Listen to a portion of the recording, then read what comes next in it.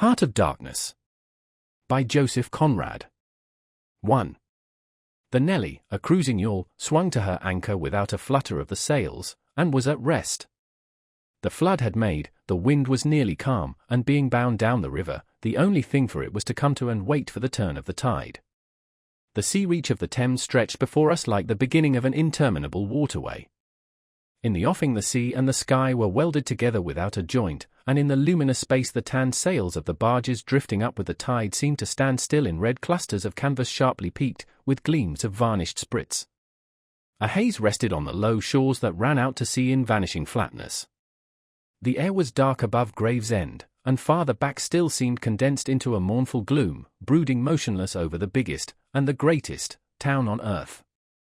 The director of companies was our captain and our host. We affectionately watched his back as he stood in the bows looking to seaward. On the whole river there was nothing that looked half so nautical. He resembled a pilot, which to a seaman is trustworthiness personified. It was difficult to realize his work was not out there in the luminous estuary, but behind him, within the brooding gloom.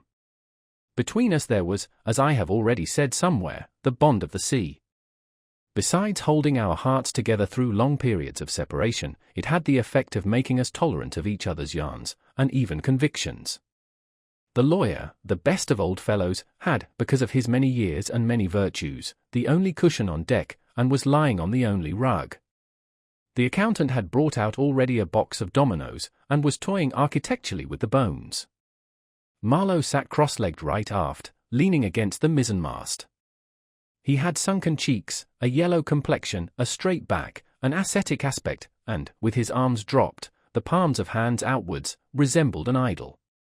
The director, satisfied the anchor had good hold, made his way aft and sat down amongst us. We exchanged a few words lazily. Afterwards there was silence on board the yacht. For some reason or other we did not begin that game of dominoes. We felt meditative, and fit for nothing but placid staring. The day was ending in a serenity of still and exquisite brilliance. The water shone pacifically, the sky, without a speck, was a benign immensity of unstained light, the very mist on the Essex marsh was like a gauzy and radiant fabric, hung from the wooded rises inland, and draping the low shores in diaphanous folds. Only the gloom to the west, brooding over the upper reaches, became more sombre every minute, as if angered by the approach of the sun. And at last, in its curved and imperceptible fall, the sun sank low, and from glowing white changed to a dull red without rays and without heat, as if about to go out suddenly, stricken to death by the touch of that gloom brooding over a crowd of men. Forthwith a change came over the waters, and the serenity became less brilliant but more profound. The old river in its broad reach rested unruffled at the decline of day, after ages of good service done to the race that peopled its banks, spread out in the tranquil dignity of a waterway leading to the uttermost ends of the earth. We looked at the venerable stream not in the vivid flush of a short day that comes and departs forever, but in the august light of abiding memories. And indeed nothing is easier for a man who has, as the phrase goes, followed the sea with reverence and affection, than to evoke the great spirit of the past upon the lower reaches of the Thames. The tidal current runs to and fro in its unceasing service, crowded with memories of men and ships it had borne to the rest of home or to the battles of the sea. It had known and served all the men of whom the nation is proud, from Sir Francis Drake to Sir John Franklin, knights all, titled and untitled, the great knights-errant of the sea. It had borne all the ships whose names are like jewels flashing in the night of time, from the Golden Hind returning with her rotund flanks full of treasure, to be visited by the Queen's Highness and thus pass out of the gigantic tale, to the Erebus and Terror, bound on other conquests, and that never returned. It had known the ships and the men. They had sailed from Deptford, from Greenwich, from Erith, the adventurers and the settlers, king's ships and the ships of men on a change, captains, admirals, the darker interlopers of the Eastern trade, and the commissioned generals of East India fleets. Hunters for gold or pursuers of fame, they all had gone out on that stream, bearing the sword, and often the torch, messengers of the might within the land, bearers of a spark from the sacred fire. What greatness had not floated on the ebb of that river into the mystery of an unknown earth? The dreams of men, the seed of commonwealths, the germs of empires. The sun set, the dusk fell on the stream, and lights began to appear along the shore. The Chapman Lighthouse, a three-legged thing erect on a mudflat, shone strongly. Lights of ships moved in the fairway, a great stir of lights going up and going down. And farther west on the upper reaches the place of the monstrous town was still marked ominously on the sky, a brooding gloom in sunshine, a lurid glare under the stars. And this also, said Marlow suddenly, has been one of the dark places of the earth. He was the only man of us who still followed the sea. The worst that could be said of him was that he did not represent his class. He was a seaman, but he was a wanderer, too, while most seamen lead, if one may so express it, a sedentary life. Their minds are of the stay-at-home order, and their home is always with them, the ship, and so is their country, the sea. One ship is very much like another, and the sea is always the same. In the immutability of their surroundings, the foreign shores, the foreign faces, the changing immensity of life, glide past, veiled not by a sense of mystery but by a slightly disdainful ignorance, for there is nothing mysterious to a seaman unless it be the sea itself, which is the mistress of his existence and as inscrutable as destiny. For the rest, after his hours of work, a casual stroll or a casual spree on shore suffices to unfold for him the secret of a whole continent, and generally he finds the secret not worth knowing. The yarns of seamen have a direct simplicity, the whole meaning of which lies within the shell of a cracked nut. But Marlow was not typical, if his propensity to spin yarns be accepted, and to him the meaning of an episode was not inside like a kernel but outside, enveloping the tale which brought it out only as a glow brings out a haze, in the likeness of one of these misty halos that sometimes are made visible by the spectral illumination of moonshine. His remark did not seem at all surprising. It was just like Marlow. It was accepted in silence. No one took the trouble to grunt even, and presently he said, very slow, I was thinking of very old times, when the Romans first came here, 1900 years ago, the other day. Light came out of this river since, you say nights. Yes, but it is like a running blaze on a plain, like a flash of lightning in the clouds. We live in the flicker, may it last as long as the old earth keeps rolling. But darkness was here yesterday. Imagine the feelings of a commander of a fine, what do ye call them, trireme in the Mediterranean, ordered suddenly to the north, run overland across the Gauls in a hurry, put in charge of one of these craft the legionaries, a wonderful lot of handy men they must have been, too, used to build, apparently by the hundred, in a month or two, if we may believe what we read. Imagine him here, the very end of the world, a sea the colour of lead, a sky the colour of smoke, a kind of ship about as rigid as a concertina, and going up this river with stores, or orders, or what you like. Sandbanks, marshes, forests, savages, precious little to eat fit for a civilized man, nothing but Thames water to drink. No Falernian wine here, no going ashore. Here and there a military camp lost in a wilderness, like a needle in a bundle of hay, cold, fog, tempests, disease, exile, and death, death skulking in the air, in the water, in the bush. They must have been dying like flies here. Oh, yes, he did it. Did it very well, too, no doubt, and without thinking much about it either, except afterwards to brag of what he had gone through in his time, perhaps. They were men enough to face the darkness. And perhaps he was cheered by keeping his eye on a chance of promotion to the fleet at Ravenna by and by, if he had good friends in Rome and survived the awful climate. Or think of a decent young citizen in a toga, perhaps too much dice, you know, coming out here in the train of some prefect, or tax-gatherer, or trader even, to mend his fortunes. Land in a swamp, march through the woods, and in some inland post feel the savagery, the utter savagery, had closed round him, all that mysterious life of the wilderness that stirs in the forest, in the jungles, in the hearts of wild men. There's no initiation either into such mysteries. He has to live in the midst of the incomprehensible, which is also detestable. And it has a fascination, too, that goes to work upon him. The fascination of the abomination, you know, imagine the growing regrets, the longing to escape, the powerless disgust, the surrender, the hate. He paused.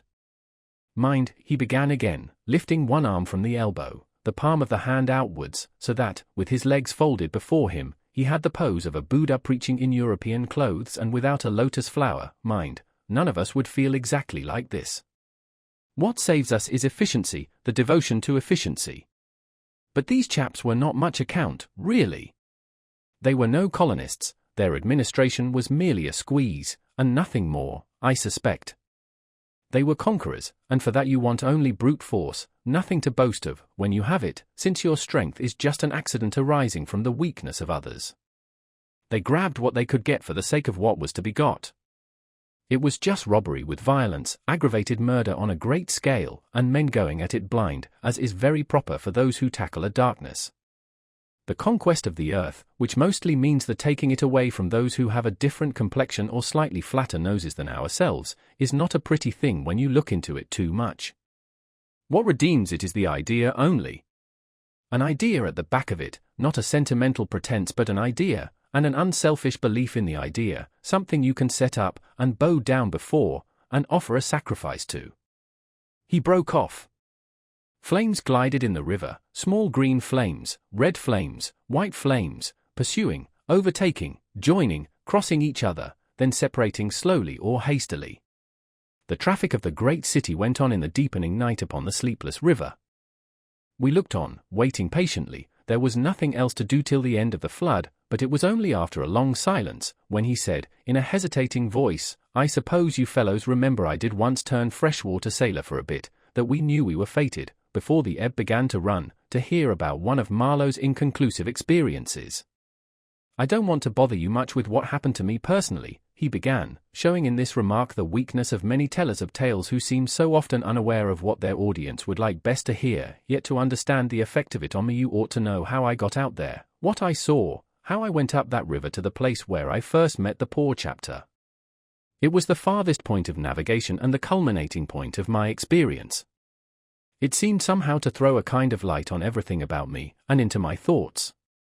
It was somber enough, too, and pitiful, not extraordinary in any way, not very clear either. No, not very clear. And yet it seemed to throw a kind of light. I had then, as you remember, just returned to London after a lot of Indian Ocean, Pacific, China seas, a regular dose of the East, 6 years or so, and I was loafing about, hindering you fellows in your work and invading your homes, just as though I had got a heavenly mission to civilize you. It was very fine for a time, but after a bit I did get tired of resting. Then I began to look for a ship, I should think the hardest work on earth. But the ships wouldn't even look at me. And I got tired of that game, too. Now when I was a little chap I had a passion for maps. I would look for hours at South America, or Africa, or Australia, and lose myself in all the glories of exploration. At that time there were many blank spaces on the earth, and when I saw one that looked particularly inviting on a map, but they all looked that, I would put my finger on it and say, when I grow up I will go there. The North Pole was one of these places, I remember. Well, I haven't been there yet, and shall not try now. The glamour's off. Other places were scattered about the hemispheres. I have been in some of them, and, well, we won't talk about that. But there was one yet, the biggest, the most blank, so to speak, that I had a hankering after. True, by this time it was not a blank space any more. It had got filled since my boyhood with rivers and lakes and names. It had ceased to be a blank space of delightful mystery, a white patch for a boy to dream gloriously over. It had become a place of darkness. But there was in it one river especially, a mighty big river, that you could see on the map, resembling an immense snake uncoiled, with its head in the sea, its body at rest curving afar over a vast country, and its tail lost in the depths of the land. And as I looked at the map of it in a shop window, it fascinated me as a snake would a bird, a silly little bird. Then I remembered there was a big concern, a company for trade on that river. Dash it all! I thought to myself, they can't trade without using some kind of craft on that lot of fresh water, steamboats. Why shouldn't I try to get charge of one? I went on along Fleet Street, but could not shake off the idea. The snake had charmed me. You understand it was a continental concern, that trading society, but I have a lot of relations living on the continent, because it's cheap and not so nasty as it looks, they say. I am sorry to own I began to worry them. This was already a fresh departure for me. I was not used to get things that way, you know. I always went my own road and on my own legs where I had a mind to go. I wouldn't have believed it of myself, but then, you see, I felt somehow I must get there by hook or by crook. So I worried them. The men said, my dear fellow, and did nothing. Then, would you believe it, I tried the women. Charlie Marlow, set the women to work, to get a job. Heavens! Well, you see, the notion drove me. I had an aunt, a dear enthusiastic soul. She wrote, "It will be delightful. I am ready to do anything for you. It is a glorious idea. I know the wife of a very high personage in the administration, and also a man who has lots of influence with, etc." She was determined to make no end of fuss to get me appointed skipper of a river steamboat, if such was my fancy. I got my appointment, of course, and I got it very quick. It appears the company had received news that one of their captains had been killed in a scuffle with the natives. This was my chance, and it made me the more anxious to go. It was only months and months afterwards, when I made the attempt to recover what was left of the body, that I heard the original quarrel arose from a misunderstanding about some hens. Yes, 2 black hens. Fresleven, that was the fellow's name, a Dane, thought himself wronged somehow in the bargain, so he went ashore and started to hammer the chief of the village with a stick. Oh, it didn't surprise me in the least to hear this, and at the same time to be told that Fresleven was the gentlest, quietest creature that ever walked on 2 legs. No doubt he was, but he had been a couple of years already out there engaged in the noble cause, you know, and he probably felt the need at last of asserting his self-respect in some way. Therefore he whacked the old nigger mercilessly, while a big crowd of his people watched him, thunderstruck, till some man, I was told the chief's son, in desperation at hearing the old chap yell, made a tentative jab with a spear at the white man, and of course it went quite easy between the shoulder blades. Then the whole population cleared into the forest, expecting all kinds of calamities to happen, while, on the other hand, the steamer Fresleven commanded left also in a bad panic, in charge of the engineer, I believe. Afterwards nobody seemed to trouble much about Fresleven's remains, till I got out and stepped into his shoes. I couldn't let it rest, though, but when an opportunity offered at last to meet my predecessor, the grass growing through his ribs was tall enough to hide his bones. They were all there. The supernatural being had not been touched after he fell. And the village was deserted, the huts gate black, rotting, all askew within the fallen enclosures. A calamity had come to it, sure enough. The people had vanished. Mad terror had scattered them, men, women, and children, through the bush, and they had never returned. What became of the hens I don't know either. I should think the cause of progress got them, anyhow. However, through this glorious affair I got my appointment, before I had fairly begun to hope for it. I flew around like mad to get ready, and before 48 hours I was crossing the channel to show myself to my employers and sign the contract. In a very few hours I arrived in a city that always makes me think of a whited sepulchre. Prejudice, no doubt. I had no difficulty in finding the company's offices. It was the biggest thing in the town, and everybody I met was full of it. They were going to run an overseas empire and make no end of coin by trade. A narrow and deserted street in deep shadow, high houses, innumerable windows with Venetian blinds, a dead silence, grass sprouting between the stones, imposing carriage archways right and left, immense double doors standing ponderously ajar. I slipped through one of these cracks, went up a swept and ungarnished staircase, as arid as a desert, and opened the first door I came to. 2 women, one fat and the other slim, sat on straw-bottomed chairs, knitting black wool. The slim one got up and walked straight at me, and still knitting with downcast eyes, and only just as I began to think of getting out of her way, as you would for a somnambulist, stood still, and looked up. Her dress was as plain as an umbrella cover, and she turned round without a word and preceded me into a waiting room. I gave my name, and looked about. Deal table in the middle, plain chairs all round the walls, on one end a large shining map, marked with all the colours of a rainbow. There was a vast amount of red, good to see at any time, because one knows that some real work is done in there, a deuce of a lot of blue, a little green, smears of orange, and, on the east coast, a purple patch, to show where the jolly pioneers of progress drink the jolly lager beer. However, I wasn't going into any of these. I was going into the yellow. Dead in the centre. And the river was there, fascinating, deadly, like a snake. Off. A door opened, a white-haired secretarial head, but wearing a compassionate expression, appeared, and a skinny forefinger beckoned me into the sanctuary. Its light was dim, and a heavy writing desk squatted in the middle. From behind that structure came out an impression of pale plumpness in a frock coat. The great man himself.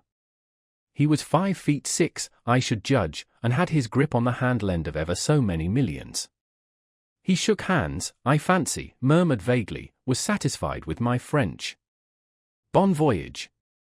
In about 45 seconds I found myself again in the waiting room with the compassionate secretary, who, full of desolation and sympathy, made me sign some document. I believe I undertook amongst other things not to disclose any trade secrets. Well, I am not going to. I began to feel slightly uneasy. You know, I am not used to such ceremonies, and there was something ominous in the atmosphere. It was just as though I had been let into some conspiracy, I don't know, something not quite right, and I was glad to get out. In the outer room the two women knitted blackwool feverishly. People were arriving, and the younger one was walking back and forth introducing them. The old one sat on her chair. Her flat cloth slippers were propped up on a foot warmer, and a cat reposed on her lap. She wore a starched white affair on her head, had a wart on one cheek, and silver-rimmed spectacles hung on the tip of her nose. She glanced at me above the glasses. The swift and indifferent placidity of that look troubled me. Two youths with foolish and cheery countenances were being piloted over, and she threw at them the same quick glance of unconcerned wisdom. She seemed to know all about them and about me, too. An eerie feeling came over me. She seemed uncanny and fateful. Often far away there I thought of these two, guarding the door of darkness, knitting black wool as for a warm pall, one introducing continuously to the unknown, the other scrutinizing the cheery and foolish faces with unconcerned old eyes. Ave! Old knitter of black wool. Morituri te salutant. Not many of those she looked at ever saw her again, not half, by a long way. There was yet a visit to the doctor. A simple formality, assured me the secretary, with an air of taking an immense part in all my sorrows. Accordingly a young chap wearing his hat over the left eyebrow, some clerk I suppose, there must have been clerks in the business, though the house was as still as a house in a city of the dead, came from somewhere upstairs, and led me forth. He was shabby and careless, with ink stains on the sleeves of his jacket, and his cravat was large and billowy, under a chin shaped like the toe of an old boot. It was a little too early for the doctor, so I proposed a drink, and thereupon he developed a vein of joviality.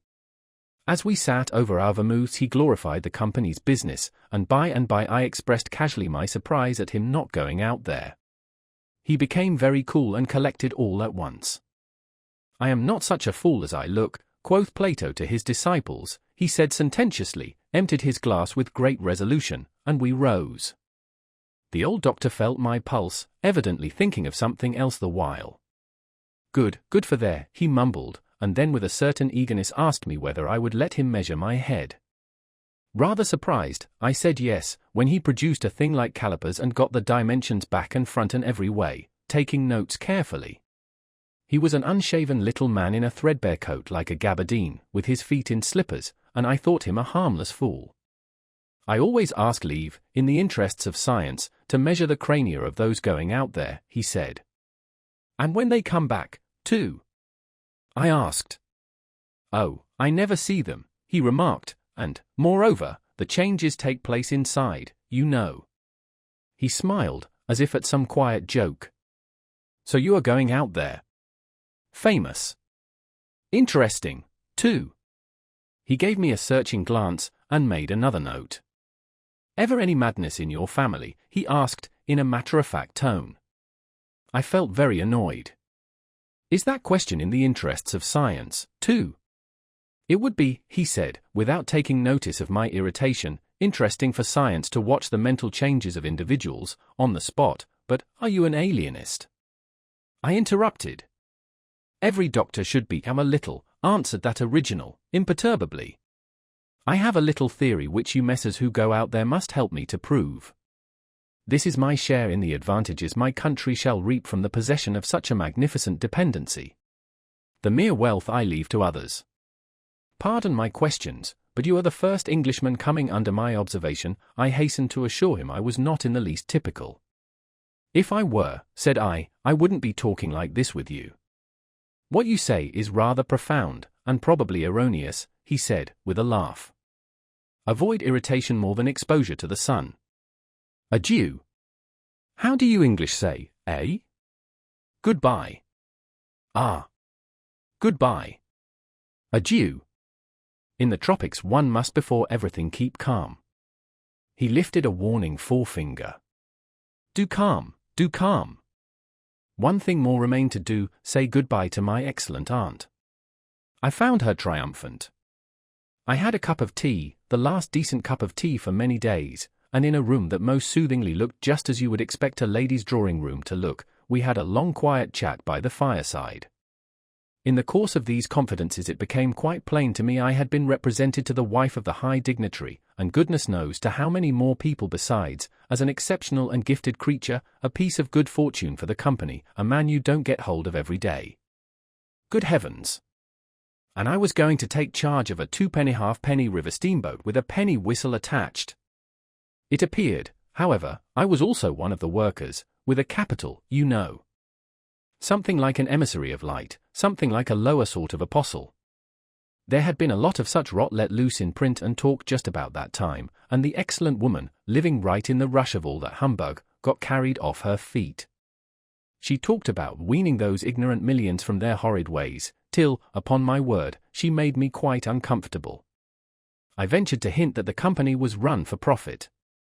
"You forget, dear Charlie, that the labourer is worthy of his hire," she said, brightly. "It's queer how out of touch with truth women are.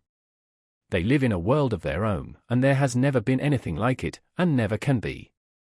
It is too beautiful altogether, and if they were to set it up it would go to pieces before the first sunset. Some confounded fact we men have been living contentedly with ever since the day of creation would start up and knock the whole thing over." After this I got embraced, told to wear flannel, be sure to write often, and so on, and I left. In the street, I don't know why, a queer feeling came to me that I was an impostor. Odd thing that I, who used to clear out for any part of the world at 24 hours' notice, with less thought than most men give to the crossing of a street, had a moment, I won't say of hesitation, but of startled pause, before this commonplace affair. The best way I can explain it to you is by saying that, for a second or two, I felt as though, instead of going to the center of a continent, I were about to set off for the center of the earth. I left in a French steamer, and she called in every blamed port they have out there, for, as far as I could see, the sole purpose of landing soldiers and custom-house officers. I watched the coast. Watching a coast as it slips by the ship is like thinking about an enigma. There it is before you, smiling, frowning, inviting, grand, mean, insipid, or savage, and always mute with an air of whispering, "Come and find out." This one was almost featureless, as if still in the making, with an aspect of monotonous grimness. The edge of a colossal jungle, so dark green as to be almost black, fringed with white surf, ran straight, like a ruled line, far, far away along a blue sea whose glitter was blurred by a creeping mist. The sun was fierce, the land seemed to glisten and drip with steam. Here and there greyish-whitish specks showed up clustered inside the white surf, with a flag flying above them perhaps. Settlement some centuries old, and still no bigger than pinheads on the untouched expanse of their background. We pounded along, stopped, landed soldiers, went on, landed custom-house clerks to Levi toll in what looked like a godforsaken wilderness, with a tin shed and a flagpole lost in it, landed more soldiers, to take care of the custom-house clerks, presumably. Some, I heard, got drowned in the surf, but whether they did or not, nobody seemed particularly to care. They were just flung out there, and on we went. Every day the coast looked the same, as though we had not moved, but we passed various places, trading places, with names like Grana Bassam, Little Popo, names that seemed to belong to some sordid farce acted in front of a sinister backcloth. The idleness of a passenger, my isolation amongst all these men with whom I had no point of contact, the oily and languid sea, the uniform somberness of the coast, seemed to keep me away from the truth of things, within the toil of a mournful and senseless delusion. The voice of the surf heard now and then was a positive pleasure, like the speech of a brother. It was something natural, that had its reason, that had a meaning. Now and then a boat from the shore gave one a momentary contact with reality. It was paddled by black fellows. You could see from afar the white of their eyeballs glistening. they shouted, sang, their bodies streamed with perspiration, they had faces like grotesque masks, these chaps, but they had bone, muscle, a wild vitality, an intense energy of movement, that was as natural and true as the surf along their coast. They wanted no excuse for being there. They were a great comfort to look at. For a time I would feel I belonged still to a world of straightforward facts, but the feeling would not last long. Something would turn up to scare it away. Once, I remember, we came upon a man-o-war anchored off the coast. There wasn't even a shed there, and she was shelling the bush. It appears the French had one of their wars going on thereabouts. Her ensign dropped limp like a rag, the muzzles of the long 6-inch gun stuck out all over the low hull, the greasy, slimy swell swung her up lazily and let her down, swaying her thin masts. In the empty immensity of earth, sky, and water, there she was, incomprehensible, firing into a continent. Pop would go one of the 6-inch guns, a small flame would dart and vanish, a little white smoke would disappear, a tiny projectile would give a feeble screech, and nothing happened. Nothing could happen. There was a touch of insanity in the proceeding, a sense of lugubrious drollery in the sight, and it was not dissipated by somebody on board assuring me earnestly there was a camp of natives, he called them enemies, hidden out of sight somewhere.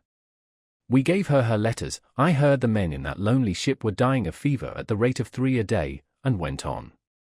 We called at some more places with farcical names, where the merry dance of death and trade goes on in a still and earthy atmosphere as of an overheated catacomb, all along the formless coast bordered by dangerous surf, as if nature herself had tried to ward off intruders, in and out of rivers, streams of death in life, whose banks were rotting into mud, whose waters, thickened into slime, invaded the contorted mangroves, that seemed to writhe at us in the extremity of an impotent despair. Nowhere did we stop long enough to get a particularized impression, but the general sense of vague and oppressive wonder grew upon me. It was like a weary pilgrimage amongst hints for nightmares. It was upward of 30 days before I saw the mouth of the big river. We anchored off the seat of the government. But my work would not begin till some 200 miles farther on. So as soon as I could I made a start for a place 30 miles higher up. I had my passage on a little seagoing steamer. Her captain was a Swede, and knowing me for a seaman, invited me on the bridge. He was a young man, lean, fair, and morose, with lanky hair and a shuffling gait. As we left the miserable little wharf, he tossed his head contemptuously at the shore. "Been living there?" he asked. I said, "Yes." "Fine lot these government chaps, are they not?" he went on, speaking English with great precision and considerable bitterness. "It is funny what some people will do for a few francs a month. I wonder what becomes of that kind when it goes up country." I said to him I expected to see that soon. "So, he exclaimed. He shuffled athwart, keeping one eye ahead vigilantly. "Don't be too sure," he continued. "The other day I took up a man who hanged himself on the road. He was a Swede, too. Hanged himself? Why, in God's name?" I cried. He kept on looking out watchfully. Who knows? The sun too much for him, or the country perhaps. At last we opened a reach. A rocky cliff appeared, mounds of turned-up earth by the shore, houses on a hill, others with iron roofs, amongst a waste of excavations, or hanging to the declivity. A continuous noise of the rapids above hovered over this scene of inhabited devastation. A lot of people, mostly black and naked, moved about like ants. A jetty projected into the river. A blinding sunlight drowned all this at times in a sudden recrudescence of glare. "There's your company's station," said the Swede, pointing to 3 wooden barrack-like structures on the rocky slope. "I will send your things up." "For boxes, did you say?" "So. Farewell." I came upon a boiler wallowing in the grass, then found a path leading up the hill. It turned aside for the boulders, and also for an undersized railway truck lying there on its back with its wheels in the air. One was off. The thing looked as dead as the carcass of some animal. I came upon more pieces of decaying machinery, a stack of rusty rails. To the left a clump of trees made a shady spot, where dark things seemed to stir feebly. I blinked, the path was steep. A horn tooted to the right, and I saw the black people run. A heavy and dull detonation shook the ground, a puff of smoke came out of the cliff, and that was all. No change appeared on the face of the rock. They were building a railway. The cliff was not in the way or anything, but this objectless blasting was all the work going on. A slight clinking behind me made me turn my head. 6 black men advanced in a file, toiling up the path. They walked erect and slow, balancing small baskets full of earth on their heads, and the clink kept time with their footsteps. Black rags were wound round their loins, and the short ends behind waggled to and fro like tails. I could see every rib, the joints of their limbs were like knots in a rope, each had an iron collar on his neck, and all were connected together with a chain whose bight swung between them, rhythmically clinking. Another report from the cliff made me think suddenly of that ship of war I had seen firing into a continent. It was the same kind of ominous voice, but these men could by no stretch of imagination be called enemies. They were called criminals, and the outraged law, like the bursting shells, had come to them, an insoluble mystery from the sea. All their meagre breasts panted together, the violently dilated nostrils quivered, the eyes stared stonily uphill. They passed me within 6 inches, without a glance, with that complete, death-like indifference of unhappy savages. Behind this raw matter one of the reclaimed, the product of the new forces at work, strolled despondently, carrying a rifle by its middle. He had a uniform jacket with one button off, and seeing a white man on the path, hoisted his weapon to his shoulder with alacrity. This was simple prudence, white men being so much alike at a distance that he could not tell who I might be. He was speedily reassured, and with a large, white, rascally grin, and a glance at his charge, seemed to take me into partnership in his exalted trust. After all, I also was a part of the great cause of these high and just proceedings. Instead of going up, I turned and descended to the left. My idea was to let that chain gang get out of sight before I climbed the hill. You know I am not particularly tender, I've had to strike and to fend off. I've had to resist and to attack sometimes, that's only one way of resisting, without counting the exact cost, according to the demands of such sort of life as I had blundered into. I've seen the devil of violence, and the devil of greed, and the devil of hot desire, but, by all the stars! These were strong, lusty, red-eyed devils, that swayed and drove men, I tell you. But as I stood on this hillside, I foresaw that in the blinding sunshine of that land I would become acquainted with a flabby, pretending, weak-eyed devil of a rapacious and pitiless folly. How insidious he could be, too, I was only to find out several months later and 1,000 miles farther. For a moment I stood appalled, as though by a warning. Finally I descended the hill, obliquely, towards the trees I had seen. I avoided a vast artificial hole somebody had been digging on the slope, the purpose of which I found it impossible to divine. It wasn't a quarry or a sandpit, anyhow. It was just a hole. It might have been connected with the philanthropic desire of giving the criminals something to do. I don't know. Then I nearly fell into a very narrow ravine, almost no more than a scar in the hillside. I discovered that a lot of imported drainage pipes for the settlement had been tumbled in there. There wasn't one that was not broken. It was a wanton smash-up. At last I got under the trees. My purpose was to stroll into the shade for a moment, but no sooner within than it seemed to me I had stepped into the gloomy circle of some inferno.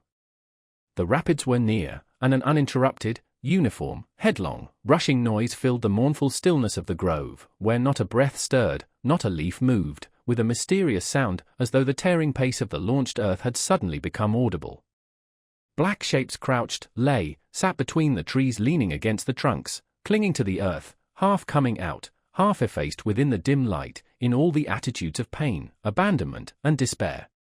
Another mine on the cliff went off, followed by a slight shudder of the soil under my feet. The work was going on. The work! And this was the place where some of the helpers had withdrawn to die. They were dying slowly, it was very clear. They were not enemies, they were not criminals, they were nothing earthly now, nothing but black shadows of disease and starvation, lying confusedly in the greenish gloom. Brought from all the recesses of the coast in all the legality of time contracts, lost in uncongenial surroundings, fed on unfamiliar food, they sickened, became inefficient, and were then allowed to crawl away and rest. These moribund shapes were free as air, and nearly as thin. I began to distinguish the gleam of the eyes under the trees. Then, glancing down, I saw a face near my hand. The black bones reclined at full length with one shoulder against the tree, and slowly the eyelids rose and the sunken eyes looked up at me, enormous and vacant, a kind of blind, white flicker in the depths of the orbs, which died out slowly. The man seemed young, almost a boy, but with them it's hard to tell. I found nothing else to do but to offer him one of my good Swede ship's biscuits I had in my pocket. The fingers closed slowly on it and held, there was no other movement and no other glance. He had tied a bit of white worsted round his neck. Why? Where did he get it? Was it a badge, an ornament, a charm, a propitiatory act? Was there any idea at all connected with it? It looked startling round his black neck, this bit of white thread from beyond the seas. Near the same tree 2 more bundles of acute angles sat with their legs drawn up. One, with his chin propped on his knees, stared at nothing, in an intolerable and appalling manner. His brother phantom rested its forehead, as if overcome with a great weariness, and all about others were scattered in every pose of contorted collapse, as in some picture of a massacre or a pestilence. While I stood horror-struck, one of these creatures rose to his hands and knees, and went off on all fours towards the river to drink.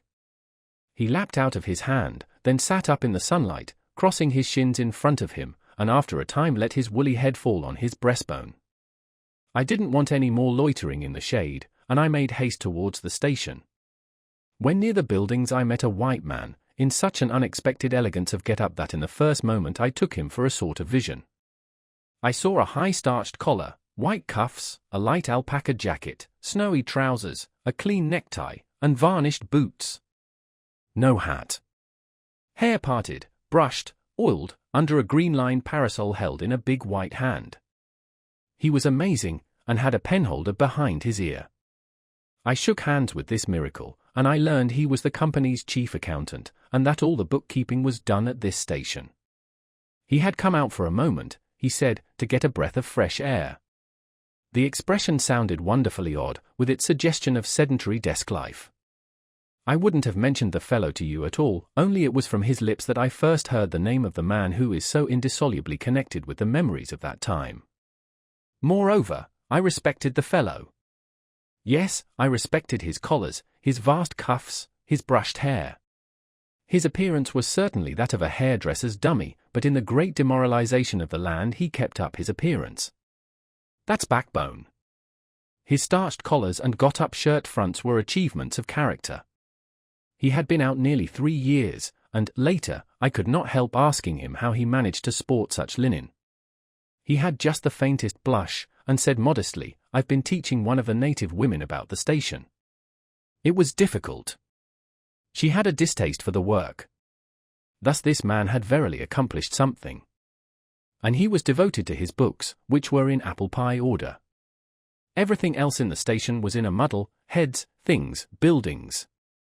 Strings of dusty niggers with splay feet arrived and departed, a stream of manufactured goods, rubbishy cottons, beads, and brass wire sent into the depths of darkness, and in return came a precious trickle of ivory. I had to wait in the station for 10 days, an eternity. I lived in a hut in the yard, but to be out of the chaos I would sometimes get into the accountant's office. It was built of horizontal planks, and so badly put together that, as he bent over his high desk, he was barred from neck to heels with narrow strips of sunlight.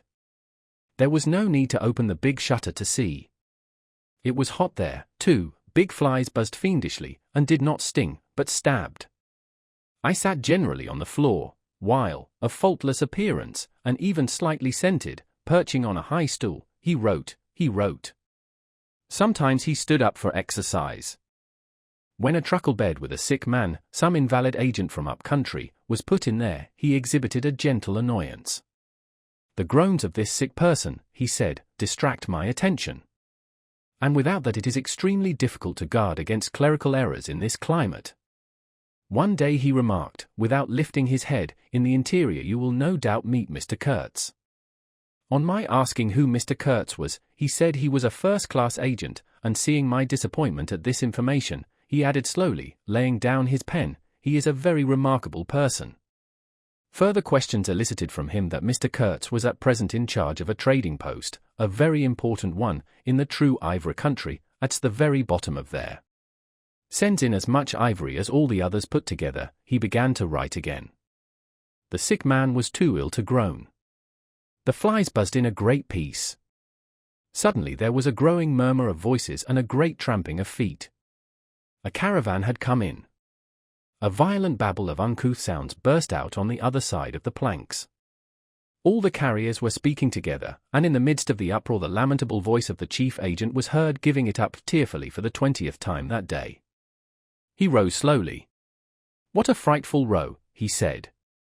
He crossed the room gently to look at the sick man, and returning, said to me, "He does not hear." "What? Dead?" I asked, startled. "No, not yet," he answered, with great composure. Then, alluding with a toss of the head to the tumult in the station yard, "When one has got to make correct entries, one comes to hate those savages, hate them to the death." He remained thoughtful for a moment. "When you see Mr. Kurtz," he went on, "tell him from me that everything here," he glanced at the deck, "is very satisfactory. I don't like to write to him, with those messengers of ours you never know who may get hold of your letter, at that central station." He stared at me for a moment with his mild, bulging eyes. "Oh, he will go far, very far," he began again. "He will be a somebody in the administration before long. They, above, the council in Europe, you know, who mean him to be." He turned to his work. The noise outside had ceased, and presently in going out I stopped at the door. In the steady buzz of flies the homeward-bound agent was lying finished and insensible, the other, bent over his books, was making correct entries of perfectly correct transactions, and 50 feet below the doorstep I could see the still treetops of the Grove of Death. Next day I left that station at last, with a caravan of 60 men, for a 200-mile tramp. No use telling you much about that. Paths, everywhere, a stamped-in network of paths spreading over the empty land, through the long grass, through burnt grass, through thickets, down and up chilly ravines, up and down stony hills ablaze with heat, and a solitude, nobody, not a hut. The population had cleared out a long time ago. Well, if a lot of mysterious niggers armed with all kinds of fearful weapons suddenly took to travelling on the road between Deal and Gravesend, catching the yokels right and left to carry heavy loads for them, I fancy every farm and cottage thereabouts would get empty very soon. Only here the dwellings were gone, too. Still I passed through several abandoned villages. There's something pathetically childish in the ruins of grass walls. Day after day, with the stamp and shuffle of 60 pair of bare feet behind me, each pair under a 60-pound load. Camp, cook, sleep, strike camp, march.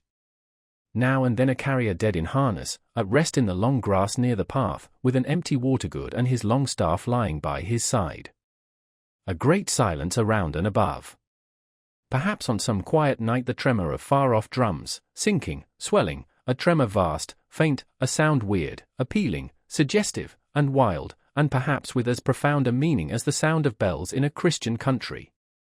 Once a white man in an unbuttoned uniform, camping on the path with an armed escort of lank Zanzibaris, very hospitable and festive, not to say drunk, was looking after the upkeep of the road, he declared. Can't say I saw any road or any upkeep, unless the body of a middle-aged Negro, with a bullet hole in the forehead, upon which I absolutely stumbled 3 miles farther on, may be considered as a permanent improvement. I had a white companion, too, not a bad chap, but rather too fleshy and with the exasperating habit of fainting on the hot hillsides, miles away from the least bit of shade and water.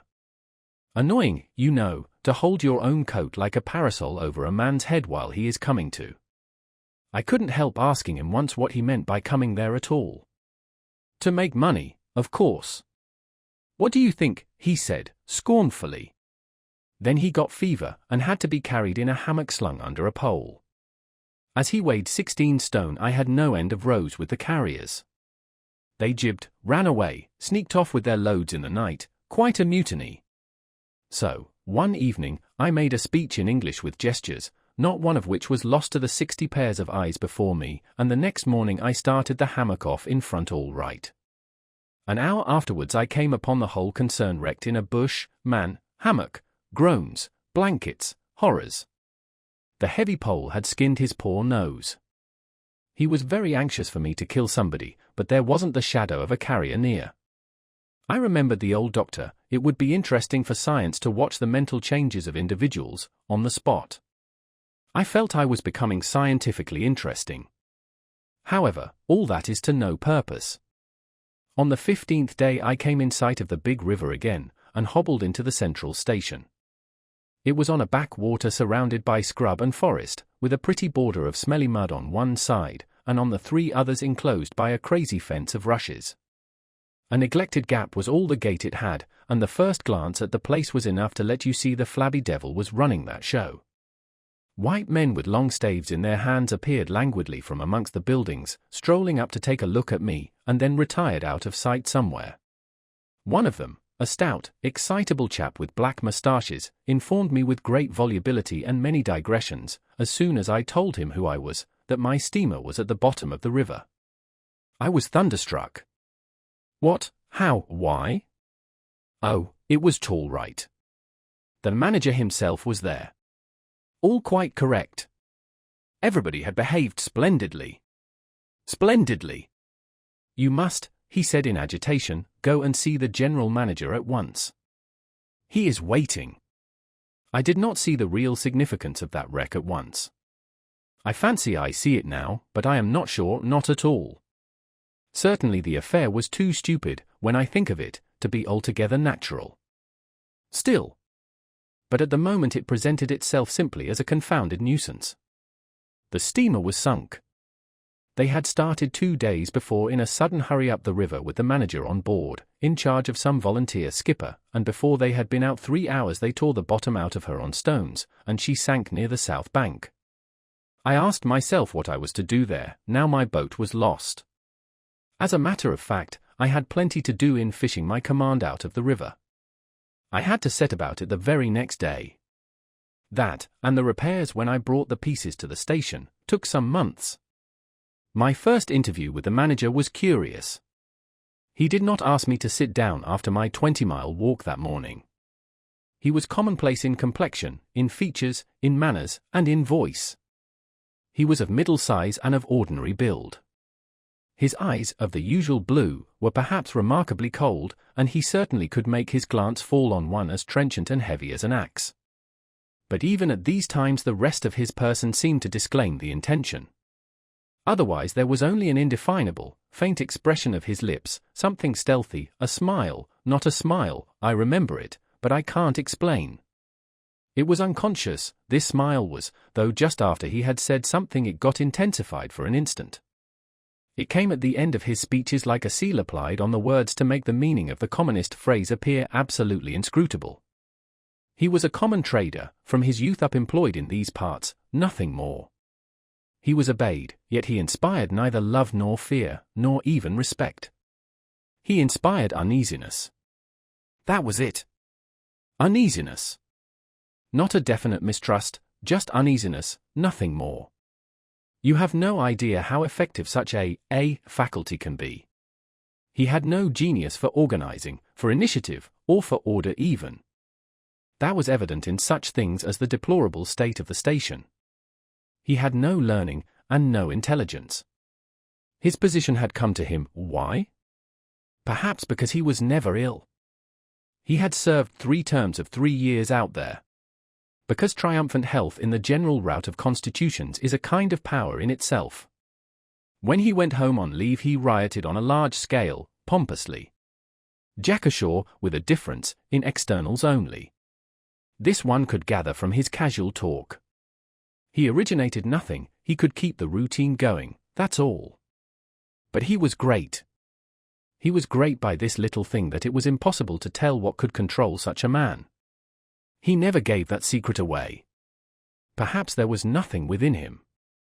Such a suspicion made one pause, for out there were no external checks. Once when various tropical diseases had laid low almost every agent in the station, he was heard to say, men who come out here should have no entrails. He sealed the utterance with that smile of his, as though it had been a door opening into a darkness he had in his keeping. You fancied you had seen things, but the seal was on. When annoyed at meal times by the constant quarrels of the white men about precedence, he ordered an immense round table to be made, for which a special house had to be built. This was the station's mess room. Where he sat was the first place, the rest were nowhere. One felt this to be his unalterable conviction. He was neither civil nor uncivil. He was quiet. He allowed his boy, an overfed young Negro from the coast, to treat the white men, under his very eyes, with provoking insolence. He began to speak as soon as he saw me. I had been very long on the road. He could not wait. Had to start without me. The upriver stations had to be relieved. There had been so many delays already that he did not know who was dead and who was alive, and how they got on, and so on, and so on.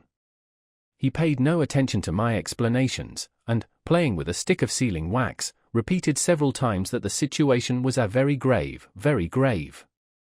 There were rumors that a very important station was in jeopardy, and its chief, Mr. Kurtz, was ill.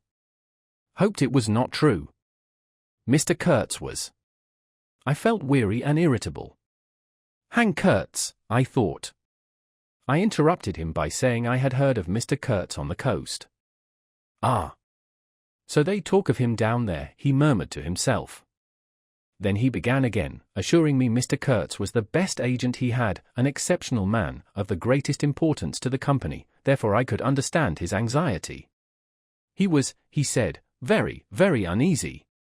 Certainly he fidgeted on his chair a good deal, exclaimed, "Ah, Mr. Kurtz," broke the stick of sealing wax and seemed dumbfounded by the accident. Next thing he wanted to know how long it would take to. I interrupted him again. Being hungry, you know, and kept on my feet too. I was getting savage. How can I tell? I said. I haven't even seen the wreck yet, some months, no doubt. All this talk seemed to me so futile. Some months, he said. Well, let us say 3 months before we can make a start. Yes. That ought to do the affair. I flung out of his hut. He lived all alone in a clay hut with a sort of veranda, muttering to myself my opinion of him. He was a chattering idiot. Afterwards I took it back when it was borne in upon me startlingly with what extreme nicety he had estimated the time requisite for the affair. I went to work the next day, turning, so to speak, my back on that station. In that way only it seemed to me I could keep my hold on the redeeming facts of life. Still, one must look about sometimes, and then I saw this station, these men strolling aimlessly about in the sunshine of the yard. I asked myself sometimes what it all meant. They wandered here and there with their absurd long staves in their hands, like a lot of faithless pilgrims bewitched inside a rotten fence. The word ivory rang in the air, was whispered, was sighed. You would think they were praying to it. A taint of imbecile rapacity blew through it all, like a whiff from some corpse. By Jove! I've never seen anything so unreal in my life. And outside, the silent wilderness surrounding this cleared speck on the earth struck me as something great and invincible, like evil or truth, waiting patiently for the passing away of this fantastic invasion. Oh, these months! Well, never mind. Various things happened. One evening a grass shed full of calico, cotton prints, beads, and I don't know what else, burst into a blaze so suddenly that you would have thought the earth had opened to let an avenging fire consume all that trash. I was smoking my pipe quietly by my dismantled steamer, and saw them all cutting capers in the light, with their arms lifted high, when the stout man with moustaches came tearing down to the river, a tin pail in his hand, assured me that everybody was behaving splendidly, dipped about a quart of water and tore back again. I noticed there was a hole in the bottom of his pail. I strolled up. There was no hurry. You see, the thing had gone off like a box of matches. It had been hopeless from the very first. The flame had leaped high, driven everybody back, lighted up everything, and collapsed. The shed was already a heap of embers glowing fiercely. A nigger was being beaten nearby. They said he had caused the fire in some way, be that as it may, he was screeching most horribly. I saw him, later, for several days, sitting in a bit of shade looking very sick and trying to recover himself. Afterwards he arose and went out, and the wilderness without a sound took him into its bosom again. As I approached the glow from the dark, I found myself at the back of two men, talking. I heard the name of Kurtz pronounced, then the words, "Take advantage of this unfortunate accident." One of the men was the manager. I wished him a good evening. "Did you ever see anything like it, Faye?" "It is incredible," he said, and walked off. The other man remained. He was a first-class agent, young, gentlemanly, a bit reserved, with a forked little beard and a hooked nose. He was standoffish with the other agents, and they on their side said he was the manager's spy upon them. As to me, I had hardly ever spoken to him before. We got into talk, and by we strolled away from the hissing ruins. Then he asked me to his room, which was in the main building of the station. He struck a match, and I perceived that this young aristocrat had not only a silver-mounted dressing case but also a whole candle all to himself. Just at that time the manager was the only man supposed to have any right to candles. Native mats covered the clay walls, a collection of spears, assegais, shields, knives was hung up in trophies. The business entrusted to this fellow was the making of bricks, so I had been informed, but there wasn't a fragment of a brick anywhere in the station, and he had been there more than a year, waiting. It seems he could not make bricks without something, I don't know what, straw maybe. Anyway, it could not be found there, and as it was not likely to be sent from Europe, it did not appear clear to me what he was waiting for.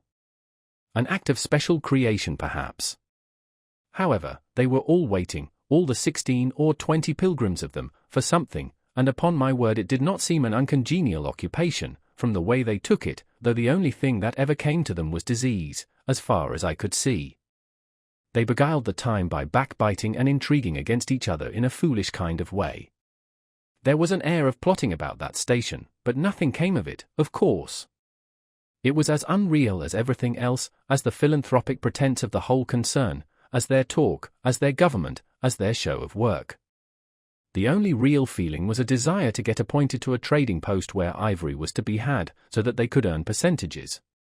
They intrigued and slandered and hated each other only on that account, but as to effectually lifting a little finger, oh, no.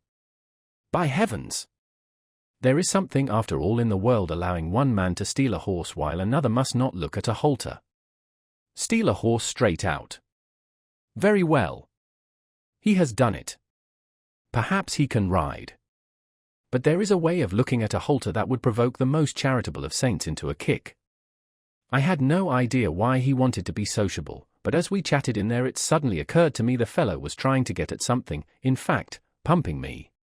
He alluded constantly to Europe, to the people I was supposed to know there, putting leading questions as to my acquaintances in the sepulchral city, and so on. His little eyes glittered like mica discs, with curiosity, though he tried to keep up a bit of superciliousness. At first I was astonished, but very soon I became awfully curious to see what he would find out from me. I couldn't possibly imagine what I had in me to make it worth his while. It was very pretty to see how he baffled himself, for in truth my body was full only of chills, and my head had nothing in it but that wretched steamboat business. It was evident he took me for a perfectly shameless prevaricator. At last he got angry, and, to conceal a movement of furious annoyance, he yawned. I rose. Then I noticed a small sketch in oils, on a panel, representing a woman, draped and blindfolded, carrying a lighted torch. The background was somber, almost black. The movement of the woman was stately, and the effect of the torchlight on the face was sinister. It arrested me, and he stood by civilly, holding an empty half-pint champagne bottle, medical comforts, with the candle stuck in it. To my question he said Mr. Kurtz had painted this, in this very station more than a year ago, while waiting for means to go to his trading post. Tell me, pray, said I, who is this Mr. Kurtz? The chief of the inner station, he answered in a short tone, looking away. Much obliged, I said, laughing. And you are the brickmaker of the central station. Everyone knows that. He was silent for a while. He is a prodigy, he said at last. He is an emissary of pity and science and progress, and devil knows what else. We want, he began to declaim suddenly, for the guidance of the cause entrusted to us by Europe, so to speak, higher intelligence, wide sympathies, a singleness of purpose. Who says that? I asked. Lots of them, he replied. Some even write that, and so he comes here, a special being, as you ought to know. Why ought I to know? I interrupted, really surprised. He paid no attention. Yes. Today he is chief of the best station, next year he will be assistant manager, 2 years more but I dare say you know what he will be in 2 years' time. You are of the new gang, the gang of virtue.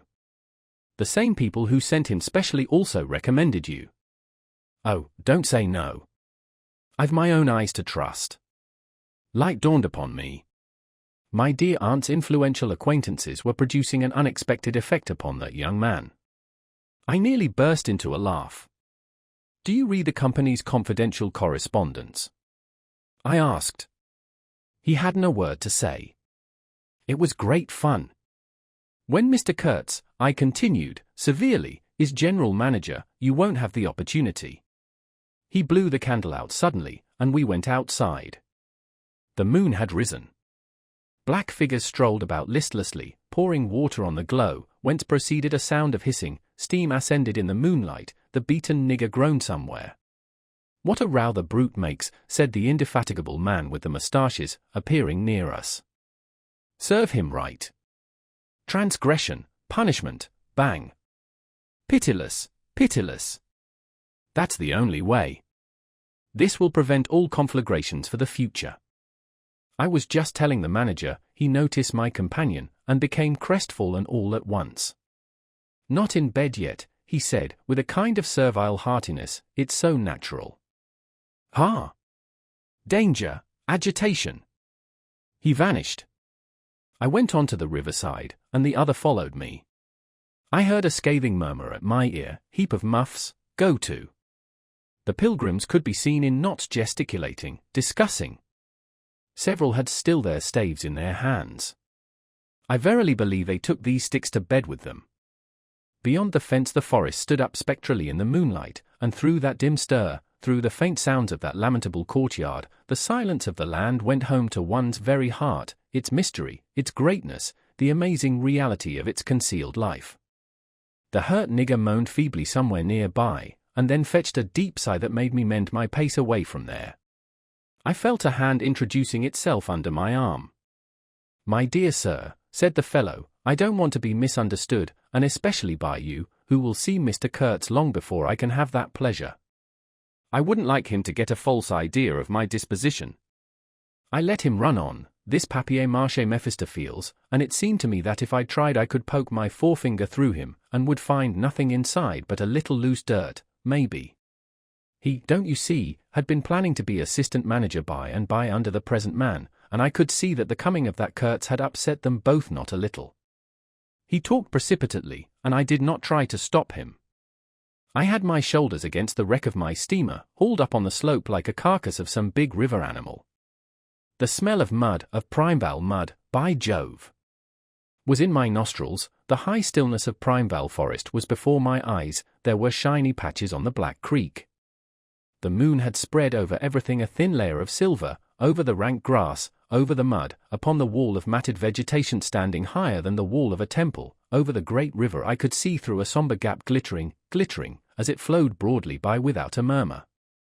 All this was great, expectant, mute, while the man jabbered about himself. I wondered whether the stillness on the face of the immensity looking at us two were meant as an appeal or as a menace. What were we who had strayed in here? Could we handle the dumb thing, or would it handle us? I felt how big, how confoundedly big, was that thing that couldn't talk, and perhaps was deaf as well. What was in there? I could see a little ivory coming out from there, and I had heard Mr. Kurtz was in there. I had heard enough about it, too, God knows. Yet somehow it didn't bring any image with it, no more than if I had been told an angel or a fiend was in there. I believed it in the same way one of you might believe there are inhabitants in the planet Mars. I knew once a Scotch sailmaker who was certain, dead sure, there were people in Mars. If you asked him for some idea how they looked and behaved, he would get shy and mutter something about walking on all fours. If you as much as smiled, he would, though a man of 60, offer to fight you. I would not have gone so far as to fight for Kurtz, but I went for him near enough to a lie. You know I hate, detest, and can't bear a lie, not because I am straighter than the rest of us, but simply because it appalls me. There is a taint of death, a flavor of mortality in lies, which is exactly what I hate and detest in the world, what I want to forget. It makes me miserable and sick, like biting something rotten would do. Temperament, I suppose. Well, I went near enough to it by letting the young fool there believe anything he liked to imagine as to my influence in Europe. I became in an instant as much of a pretense as the rest of the bewitched pilgrims. This simply because I had a notion it somehow would be of help to that Kurtz whom at the time I did not see, you understand. He was just a word for me. I did not see the man in the name any more than you do. Do you see him? Do you see the story? Do you see anything? It seems to me I am trying to tell you a dream, making a vain attempt, because no relation of a dream can convey the dream sensation, that commingling of absurdity, surprise, and bewilderment in a tremor of struggling revolt, that notion of being captured by the incredible which is of the very essence of dreams. He was silent for a while. No, it is impossible to convey the life sensation of any given epoch of one's existence, that which makes its truth, its meaning, its subtle and penetrating essence. It is impossible. We live, as we dream, alone. He paused again as if reflecting, then added, Of course in this you fellows see more than I could then. You see me, whom you know. It had become so pitch dark that we listeners could hardly see one another. For a long time already he, sitting apart, had been no more to us than a voice. There was not a word from anybody. The others might have been asleep, but I was awake. I listened on the watch for the sentence, for the word, that would give me the clue to the faint uneasiness inspired by this narrative that seemed to shape itself without human lips in the heavy night air of the river. Yes, I let him run on, Marlow began again, and think what he pleased about the powers that were behind me. I did. And there was nothing behind me. There was nothing but that wretched, old, mangled steamboat I was leaning against, while he talked fluently about the necessity for every man to get on. And when one comes out here, you conceive, it is not to gaze at the moon. Mr. Kurtz was a universal genius, but even a genius would find it easier to work with adequate tools, intelligent men. He did not make bricks. Why? There was a physical impossibility in the way, as I was well aware, and if he did secretarial work for the manager, it was because no sensible man rejects wantonly the confidence of his superiors. Did I see it? I saw it. What more did I want? What I really wanted was rivets, by heaven. Rivets. To get on with the work, to stop the hole. Rivets I wanted. There were cases of them down at the coast, cases, piled up, burst, split. You kicked a loose rivet at every second step in that station yard on the hillside. Rivets had rolled into the grove of death. You could fill your pockets with rivets for the trouble of stooping down, and there wasn't one rivet to be found where it was wanted. We had plates that would do, but nothing to fasten them with. And every week the messenger, a long negro, letter bag on shoulder and staff in hand, left our station for the coast. And several times a week a coast caravan came in with trade goods, ghastly glazed calico that made you shudder only to look at it, glass beads value about a penny a quart, confounded spotted cotton handkerchiefs. And no rivets. 3 carriers could have brought all that was wanted to set that steamboat afloat. He was becoming confidential now, but I fancy my unresponsive attitude must have exasperated him at last, for he judged it necessary to inform me he feared neither God nor devil, let alone any mere man. I said I could see that very well, but what I wanted was a certain quantity of rivets, and rivets were what really Mr. Kurtz wanted, if he had only known it. Now letters went to the coast every week. My dear sir, he cried, I write from dictation. I demanded rivets. There was a way, for an intelligent man. He changed his manner, became very cold, and suddenly began to talk about a hippopotamus, wondered whether sleeping on board the steamer. I stuck to my salvage night and day, I wasn't disturbed. There was an old hippo that had the bad habit of getting out on the bank and roaming at night over the station grounds. The pilgrims used to turn out in a body and empty every rifle they could lay hands on at him. Some even had sat up both nights for him. All this energy was wasted, though. That animal has a charmed life, he said, but you can say this only of brutes in this country. No man, you apprehend me, or no man here bears a charmed life.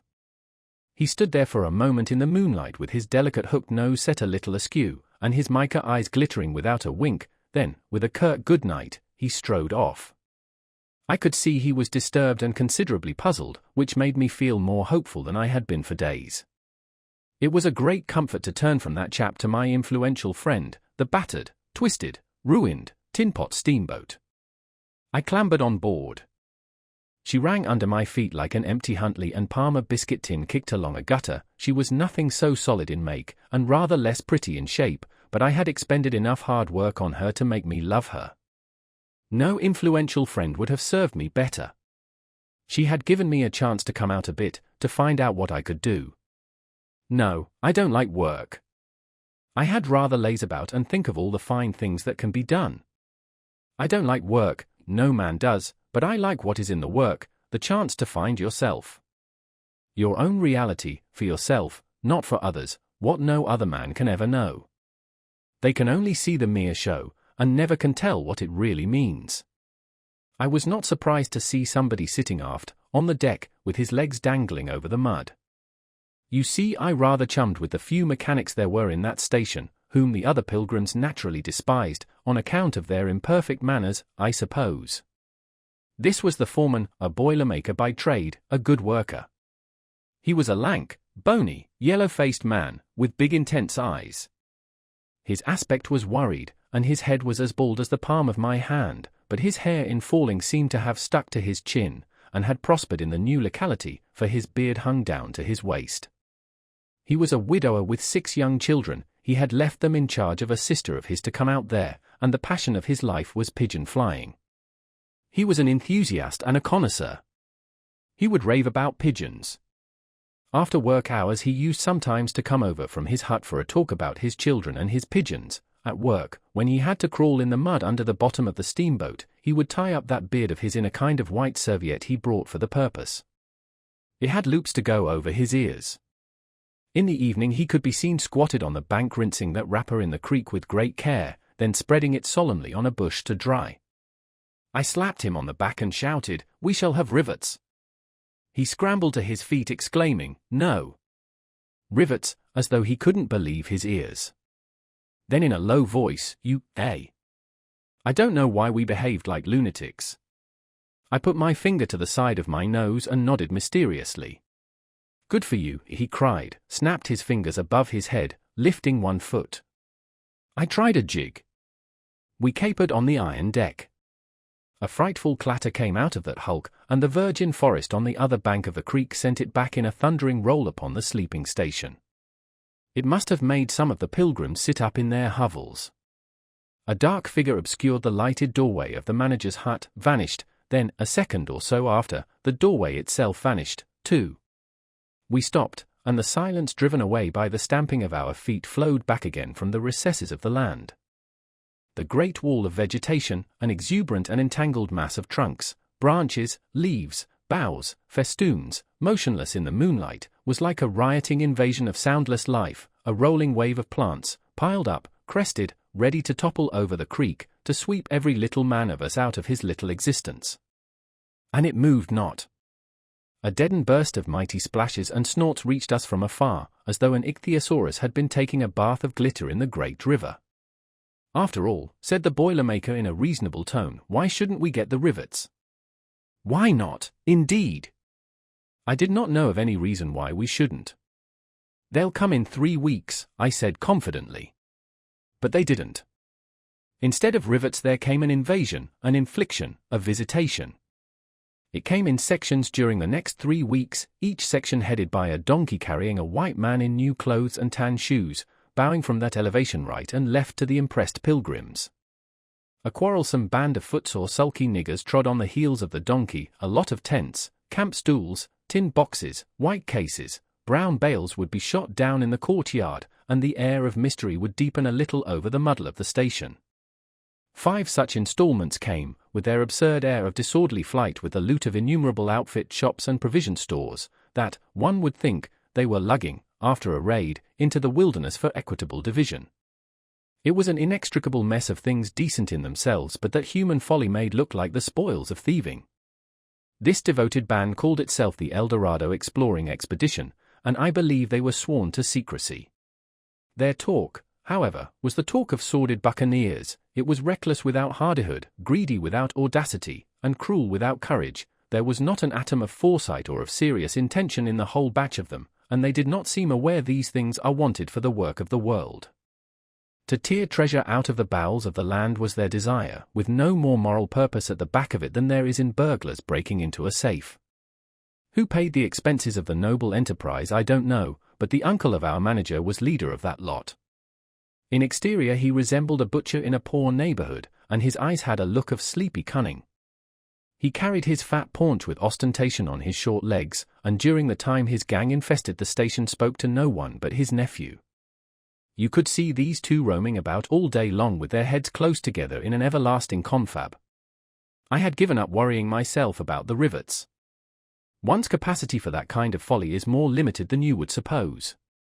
I said hang, and let things slide. I had plenty of time for meditation, and now and then I would give some thought to Kurtz. I wasn't very interested in him. No.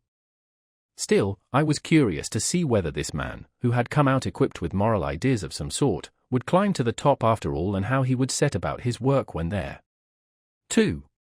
One evening as I was lying flat on the deck of my steamboat, I heard voices approaching, and there were the nephew and the uncle strolling along the bank. I laid my head on my arm again, and had nearly lost myself in a doze, when somebody said in my ear, as it were, I am as harmless as a little child, but I don't like to be dictated to. Am I the manager, or am I not? I was ordered to send him there. It's incredible. I became aware that the two were standing on the shore alongside the forepart of the steamboat, just below my head. I did not move. It did not occur to me to move. I was sleepy. It is unpleasant, grunted the uncle. He has asked the administration to be sent there, said the other, with the idea of showing what he could do, and I was instructed accordingly. Look at the influence that man must have. Is it not frightful? They both agreed it was frightful, then made several bizarre remarks, make rain and fine weather. One man, the counsel, by the nose, bits of absurd sentences that got the better of my drowsiness, so that I had pretty near the whole of my wits about me when the uncle said, the climate may do away with this difficulty for you. Is he alone there? Yes, answered the manager. He sent his assistant down the river with a note to me in these terms, clear this poor devil out of the country, and don't bother sending more of that sort. I had rather be alone than have the kind of men you can dispose of with me. It was more than a year ago. Can you imagine such impudence? Anything since then? Asked the other hoarsely. Ivory, jerked the nephew, lots of it, prime sort, lots, most annoying, from him. And with that, questioned the heavy rumble. In voice, was the reply fired out, so to speak. Then silence. They had been talking about Kurtz. I was broad awake by this time, but, lying perfectly at ease, remained still, having no inducement to change my position. How did that ivory come all this way? Growled the elder man, who seemed very vexed. The other explained that it had come with a fleet of canoes in charge of an English half-caste clerk Kurtz had with him, that Kurtz had apparently intended to return himself, the station being by that time bare of goods and stores, but after coming 300 miles, had suddenly decided to go back, which he started to do alone in a small dugout with 4 paddlers, leaving the half-caste to continue down the river with the ivory. The two fellows there seemed astounded at anybody attempting such a thing. They were at a loss for an adequate motive. As to me, I seemed to see Kurtz for the first time. It was a distinct glimpse, the dugout, for paddling savages, and the lone white man turning his back suddenly on the headquarters, on relief, on thoughts of home, perhaps, setting his face towards the depths of the wilderness, towards his empty and desolate station. I did not know the motive. Perhaps he was just simply a fine fellow who stuck to his work for its own sake.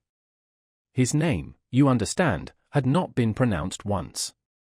He was that man. The half-caste, who, as far as I could see, had conducted a difficult trip with great prudence and pluck, was invariably alluded to as that scoundrel. That scoundrels had reported that the man had been very ill, had recovered imperfectly. The two below me moved away then a few paces, and strolled back and forth at some little distance. I heard, military post, doctor, 200 miles, quite alone now, unavoidable delays, 9 months, no news, strange rumors. They approached again, just as the manager was saying, no one, as far as I know, unless a species of wandering trader, a pestilential fellow, snapping ivory from the natives. Who was it they were talking about now? I gathered in snatches that this was some man supposed to be in Kurtz's district, and of whom the manager did not approve. We will not be free from unfair competition till one of these fellows is hanged for an example, he said. Certainly, grunted the other, get him hanged.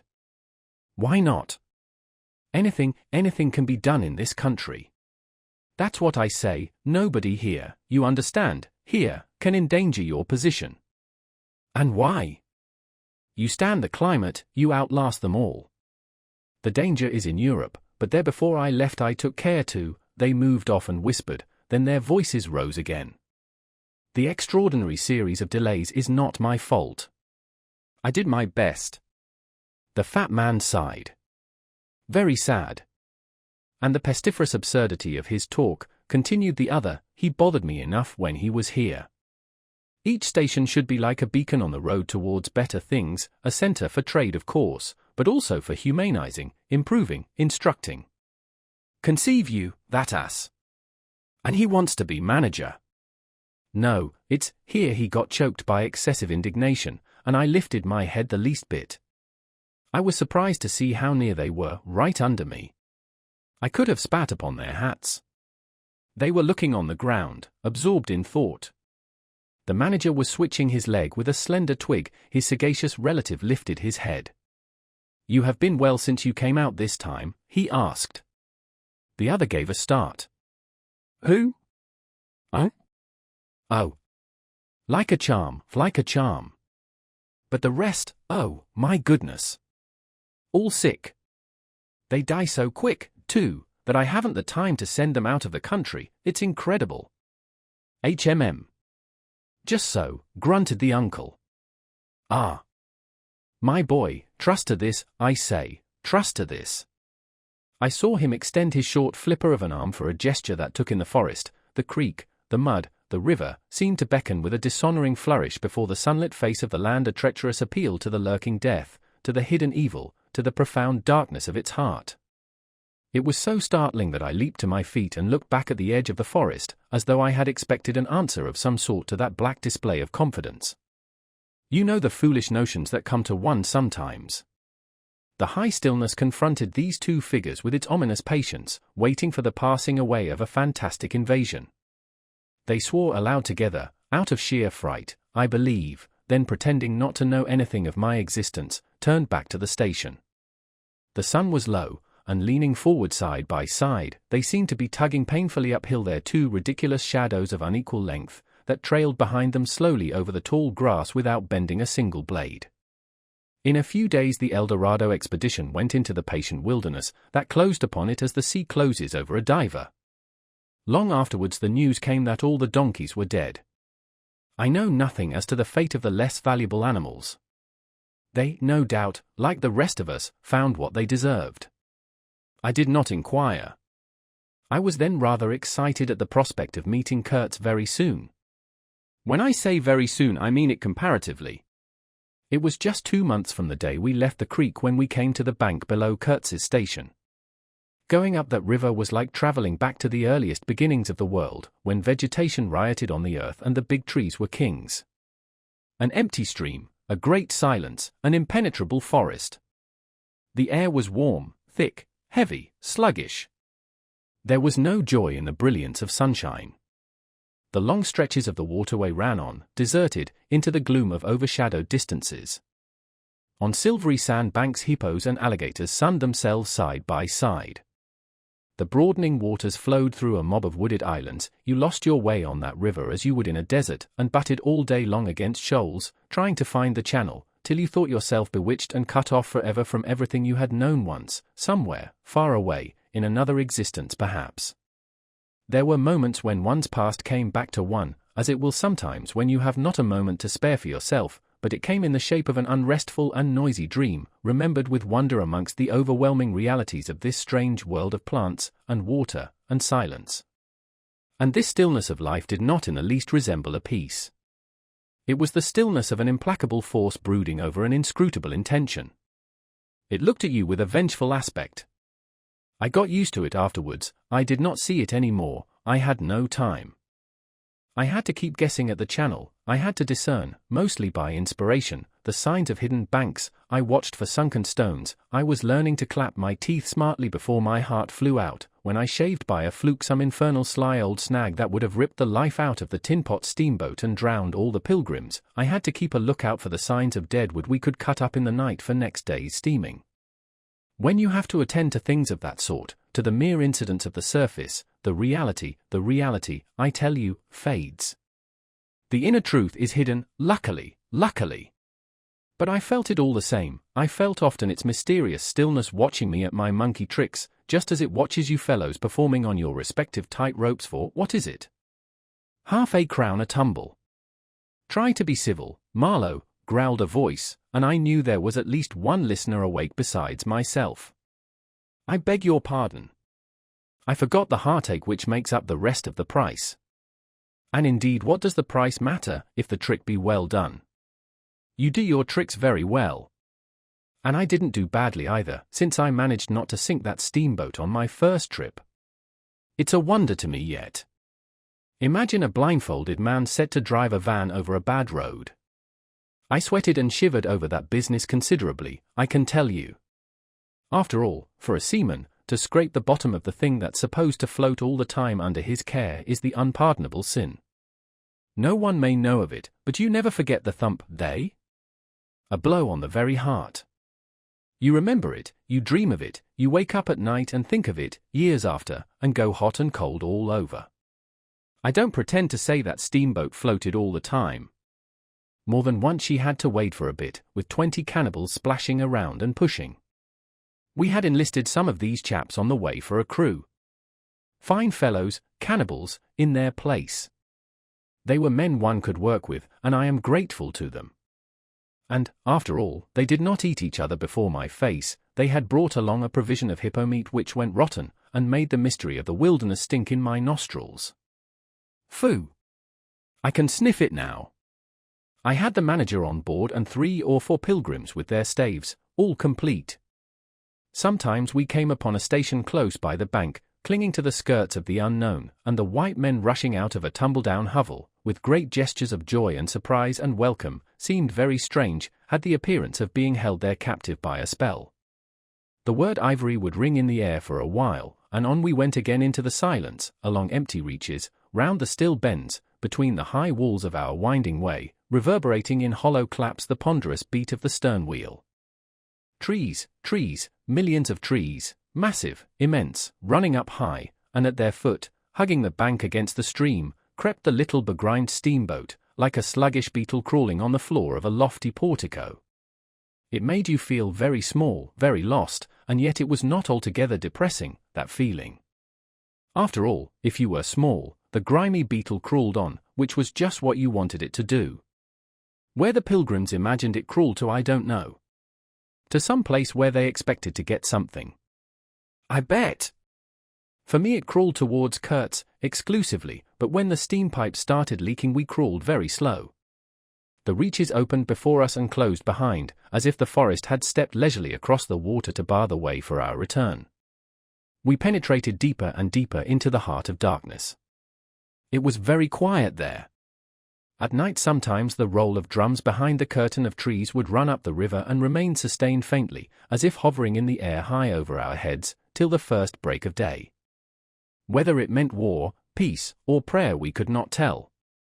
The dawns were heralded by the descent of a chill stillness, the woodcutters slept, their fires burned low, the snapping of a twig would make you start. We were wanderers on a prehistoric earth, on an earth that wore the aspect of an unknown planet.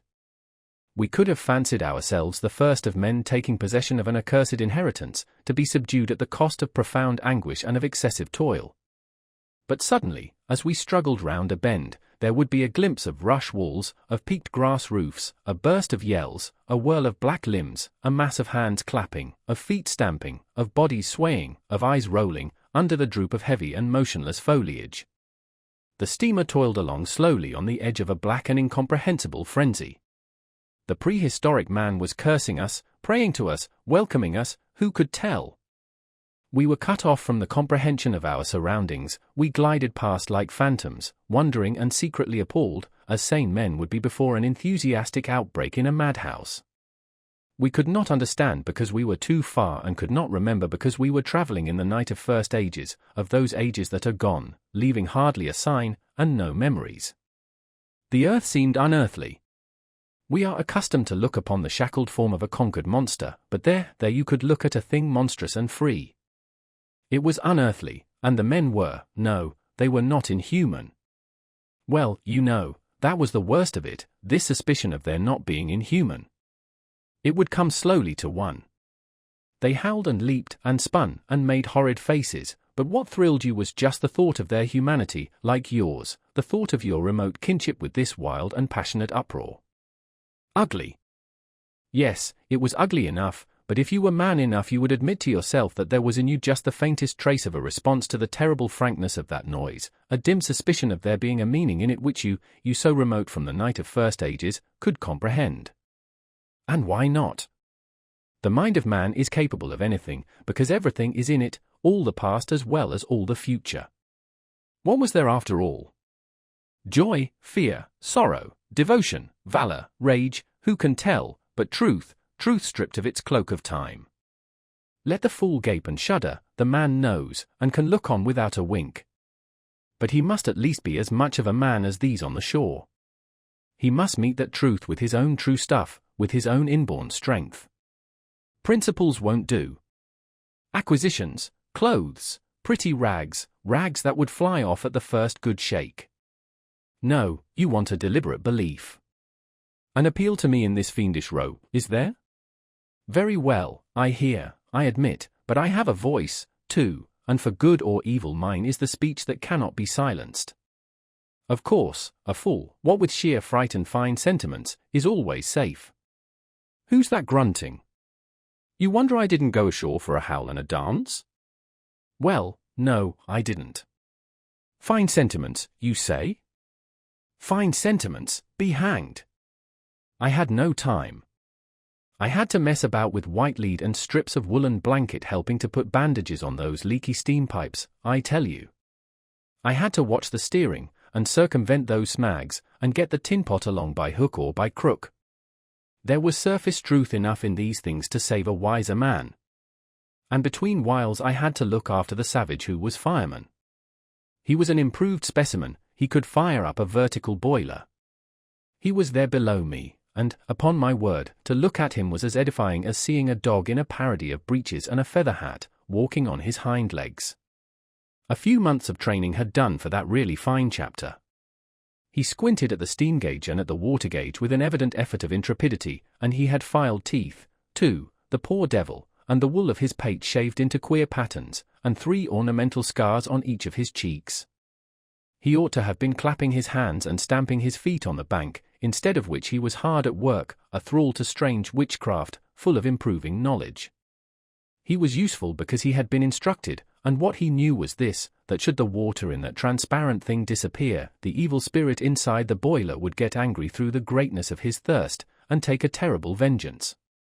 So he sweated and fired up and watched the glass fearfully, with an impromptu charm, made of rags, tied to his arm, and a piece of polished bone, as big as a watch, stuck flatways through his lower lip, while the wooded bank slipped past us slowly, the short noise was left behind, the interminable miles of silence, and we crept on, towards Kurtz.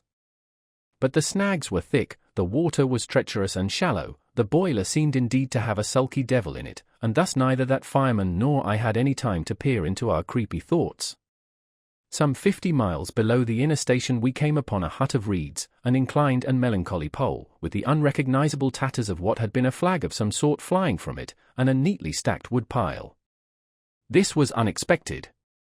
We came to the bank, and on the stack of firewood found a flat piece of board with some faded pencil writing on it.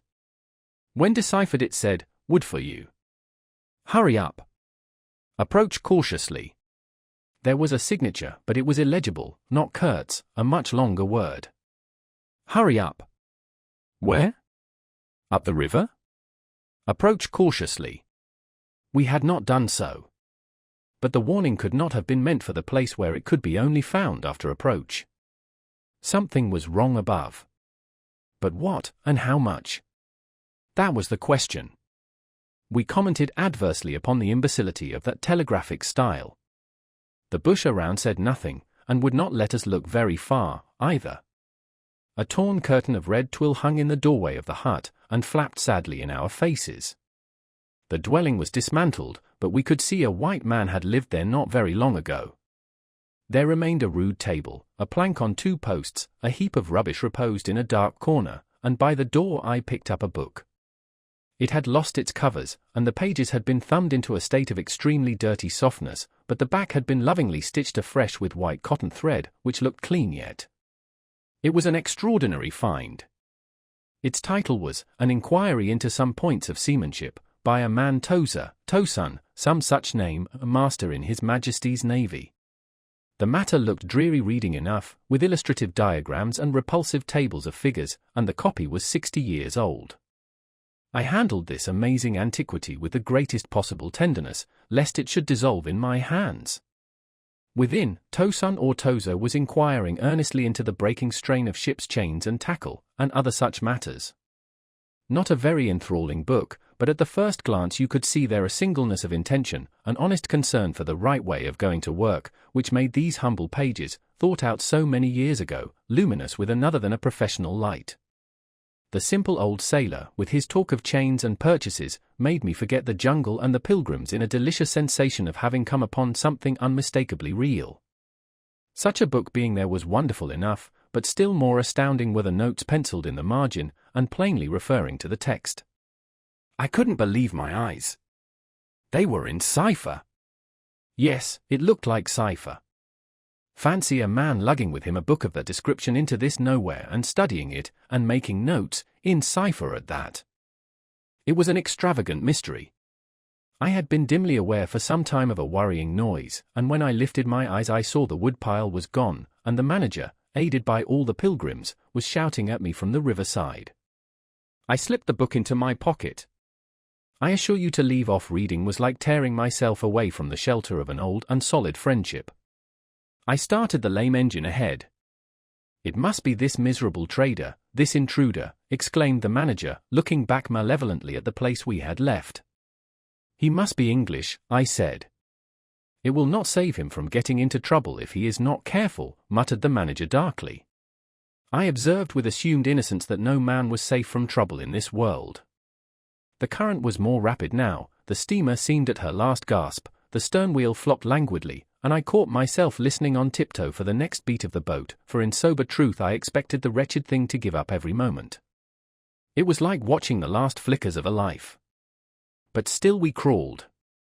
Sometimes I would pick out a tree a little way ahead to measure our progress towards Kurtz by, but I lost it invariably before we got abreast. To keep the eye so long on one thing was too much for human patience. The manager displayed a beautiful resignation. I fretted and fumed and took to arguing with myself whether or no I would talk openly with Kurtz, but before I could come to any conclusion it occurred to me that my speech or my silence, indeed any action of mine, would be a mere futility.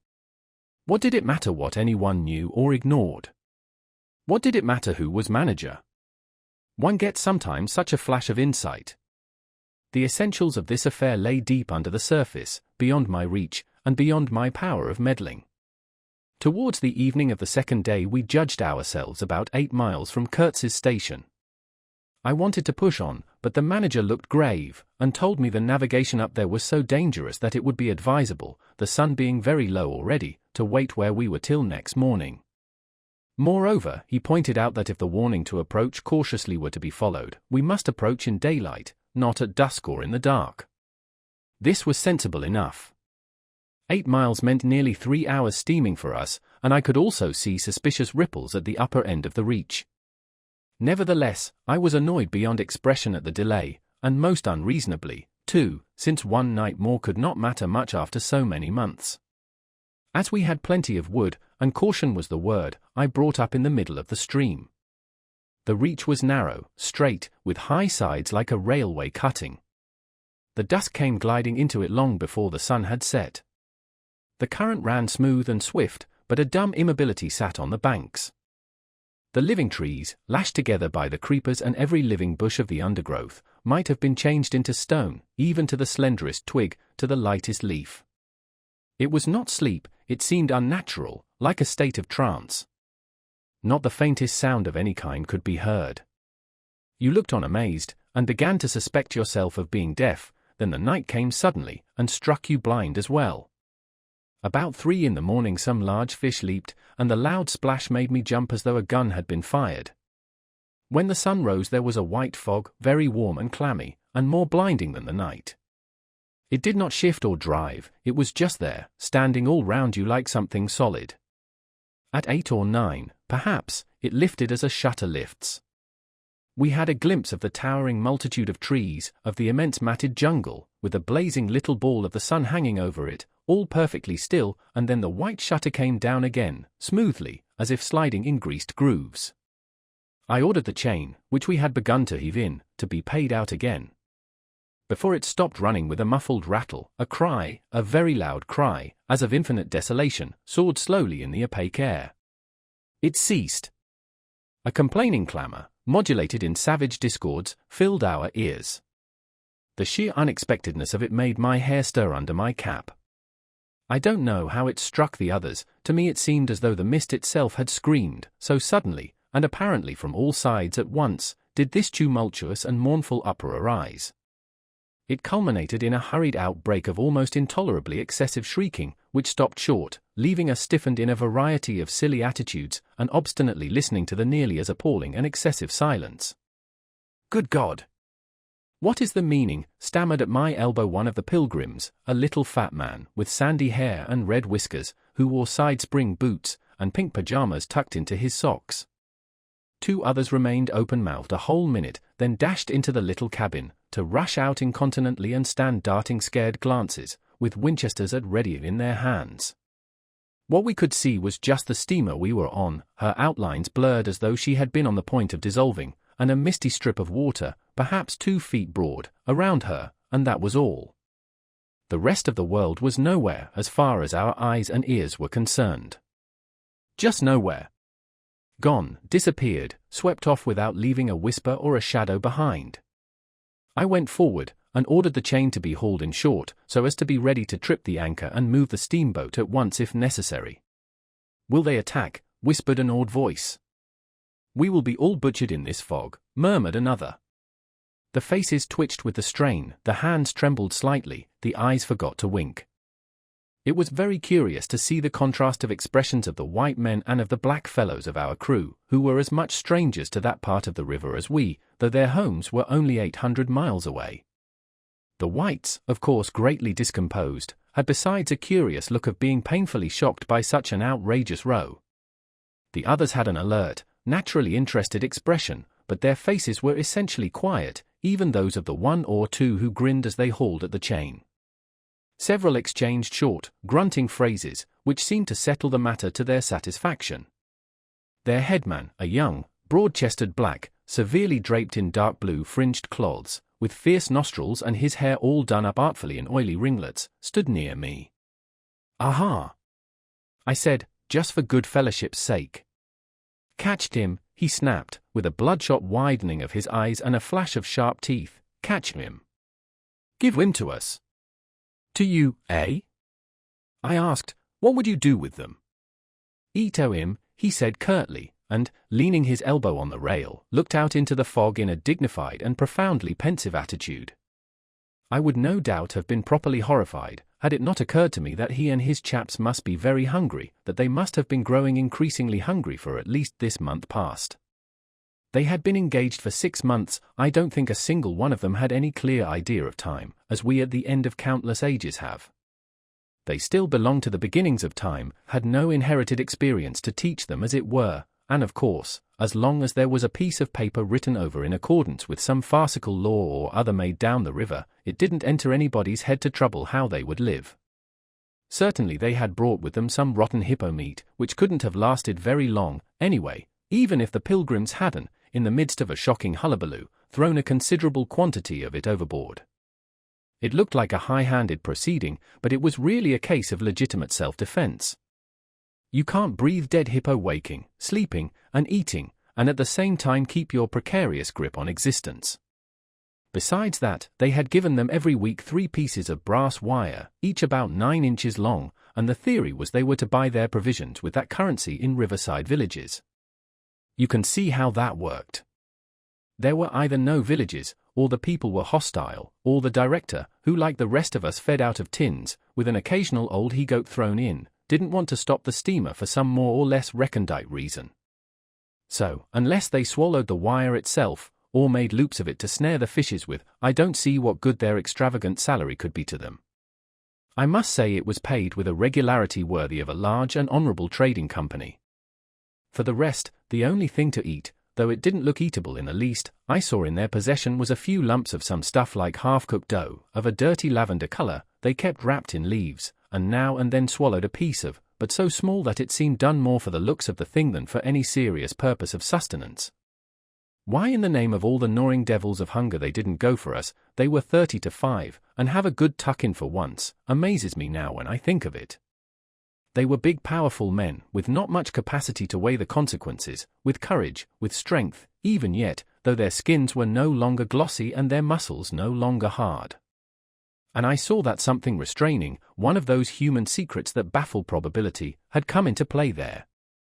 I looked at them with a swift quickening of interest, not because it occurred to me I might be eaten by them before very long, though I own to you that just then I perceived, in a new light, as it were, how unwholesome the pilgrims looked, and I hoped, yes, I positively hoped, that my aspect was not so, what shall I say, so unappetizing, a touch of fantastic vanity which fitted well with the dream sensation that pervaded all my days at that time. Perhaps I had a little fever, too. One can't live with one's finger everlastingly on one's pulse. I had often a little fever, or a little touch of other things, the playful paw-strokes of the wilderness, the preliminary trifling before the more serious onslaught which came in due course.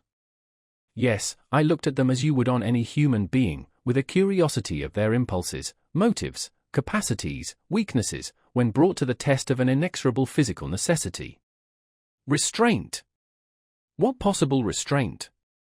Was it superstition, disgust, patience, fear, or some kind of primitive honor? No fear can stand up to hunger, no patience can wear it out, disgust simply does not exist where hunger is, and as to superstition, beliefs, and what you may call principles, they are less than chaff in a breeze.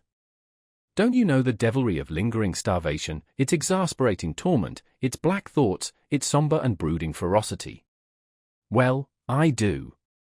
It takes a man all his inborn strength to fight hunger properly. It's really easier to face bereavement, dishonor, and the perdition of one's soul than this kind of prolonged hunger. Sad, but true. And these chaps, too, had no earthly reason for any kind of scruple. Restraint. I would just as soon have expected restraint from a hyena prowling amongst the corpses of a battlefield. But there was the fact facing me, the fact dazzling, to be seen, like the foam on the depths of the sea, like a ripple on an unfathomable enigma, a mystery greater, when I thought of it, than the curious, inexplicable note of desperate grief in this savage clamor that had swept by us on the river bank, behind the blind whiteness of the fog. 2 pilgrims were quarreling in hurried whispers as to which bank. Left. No, no, how can you? Right, of course. It is very serious, said the manager's voice behind me. I would be desolated if anything should happen to Mr. Kurtz before we came up. I looked at him, and had not the slightest doubt he was sincere. He was just the kind of man who would wish to preserve appearances. That was his restraint. But when he muttered something about going on at once, I did not even take the trouble to answer him. I knew, and he knew, that it was impossible. Were we to let go our hold of the bottom, we would be absolutely in the air, in space. We wouldn't be able to tell where we were going to, whether up or downstream, or across, till we fetched against one bank or the other, and then we wouldn't know at first which it was. Of course I made no move. I had no mind for a smash-up. You couldn't imagine a more deadly place for a shipwreck. Whether we drowned at once or not, we were sure to perish speedily in one way or another. I authorize you to take all the risks, he said, after a short silence. I refuse to take any, I said shortly, which was just the answer he expected, though its tone might have surprised him. Well, I must defer to your judgment. You are captain, he said with marked civility. I turned my shoulder to him in sign of my appreciation and looked into the fog. How long would it last? It was the most hopeless lookout. The approach to this Kurtz grubbing for ivory in the wretched bush was beset by as many dangers as though he had been an enchanted princess sleeping in a fabulous castle. Will they attack, do you think? Asked the manager, in a confidential tone. I did not think they would attack, for several obvious reasons. The thick fog was one. If they left the bank in their canoes they would get lost in it, as we would be if we attempted to move. Still, I had also judged the jungle of both banks quite impenetrable, and yet eyes were in it, eyes that had seen us. The riverside bushes were certainly very thick, but the undergrowth behind was evidently penetrable. However, during the short lift I had seen no canoes anywhere in the reach, certainly not abreast of the steamer. But what made the idea of attack inconceivable to me was the nature of the noise, of the cries we had heard. They had not the fierce character boding immediate hostile intention. Unexpected, wild, and violent as they had been, they had given me an irresistible impression of sorrow. The glimpse of the steamboat had for some reason filled those savages with unrestrained grief. The danger, if any, I expounded, was from our proximity to a great human passion let loose. Even extreme grief may ultimately vent itself in violence, but more generally takes the form of apathy. You should have seen the pilgrims stare. They had no heart to grin, or even to revile me, but I believe they thought me gone mad, with fright, maybe. I delivered a regular lecture. My dear boys, it was no good bothering. Keep a lookout? Well, you may guess I watched the fog for the signs of lifting as a cat watches a mouse, but for anything else our eyes were of no more use to us than if we had been buried miles deep in a heap of cotton wool.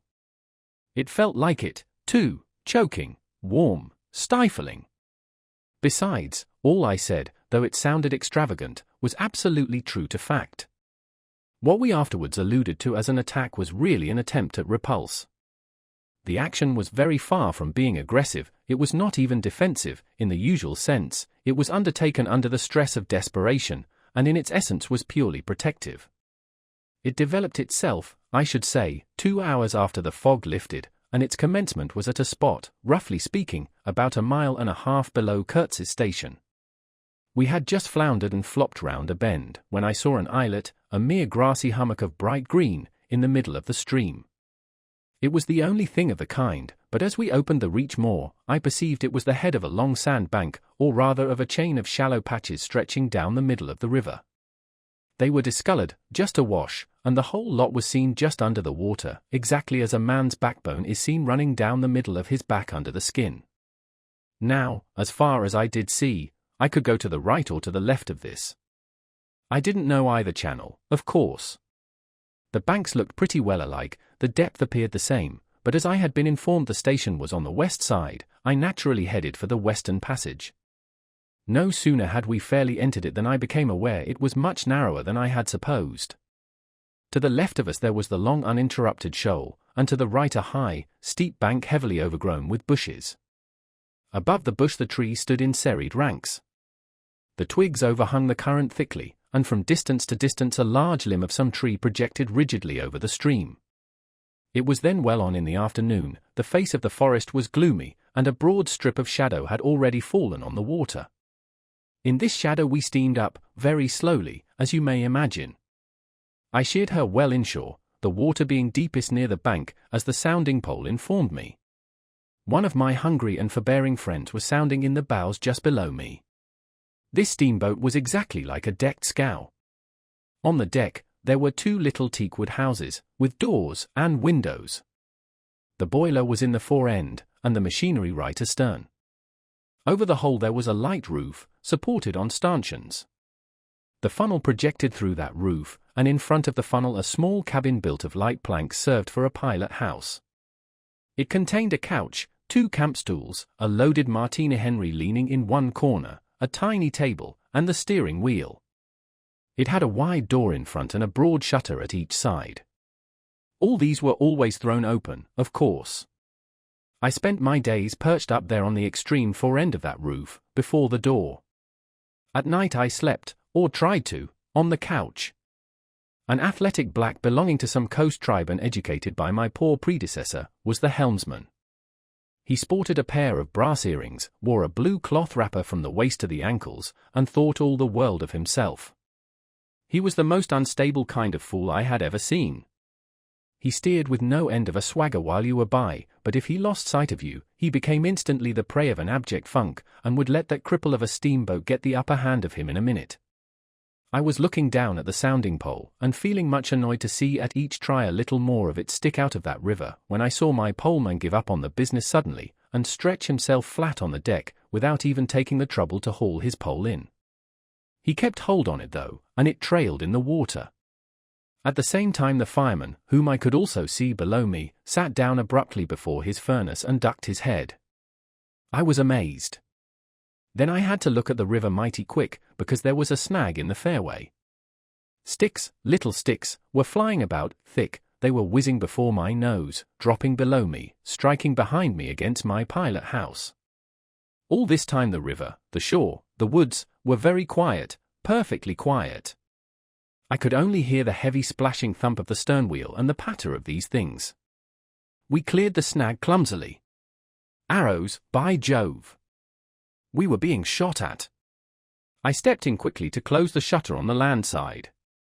That fool helmsman, his hands on the spokes, was lifting his knees high, stamping his feet, champing his mouth, like a reined-in horse. Confound him! And we were staggering within 10 feet of the bank. I had to lean right out to swing the heavy shutter, and I saw a face amongst the leaves on the level with my own, looking at me very fierce and steady, and then suddenly, as though a veil had been removed from my eyes, I made out, deep in the tangled gloom, naked breasts, arms, legs, glaring eyes. The bush was swarming with human limbs in movement, glistening of bronze color. The twigs shook, swayed, and rustled, the arrows flew out of them, and then the shutter came to.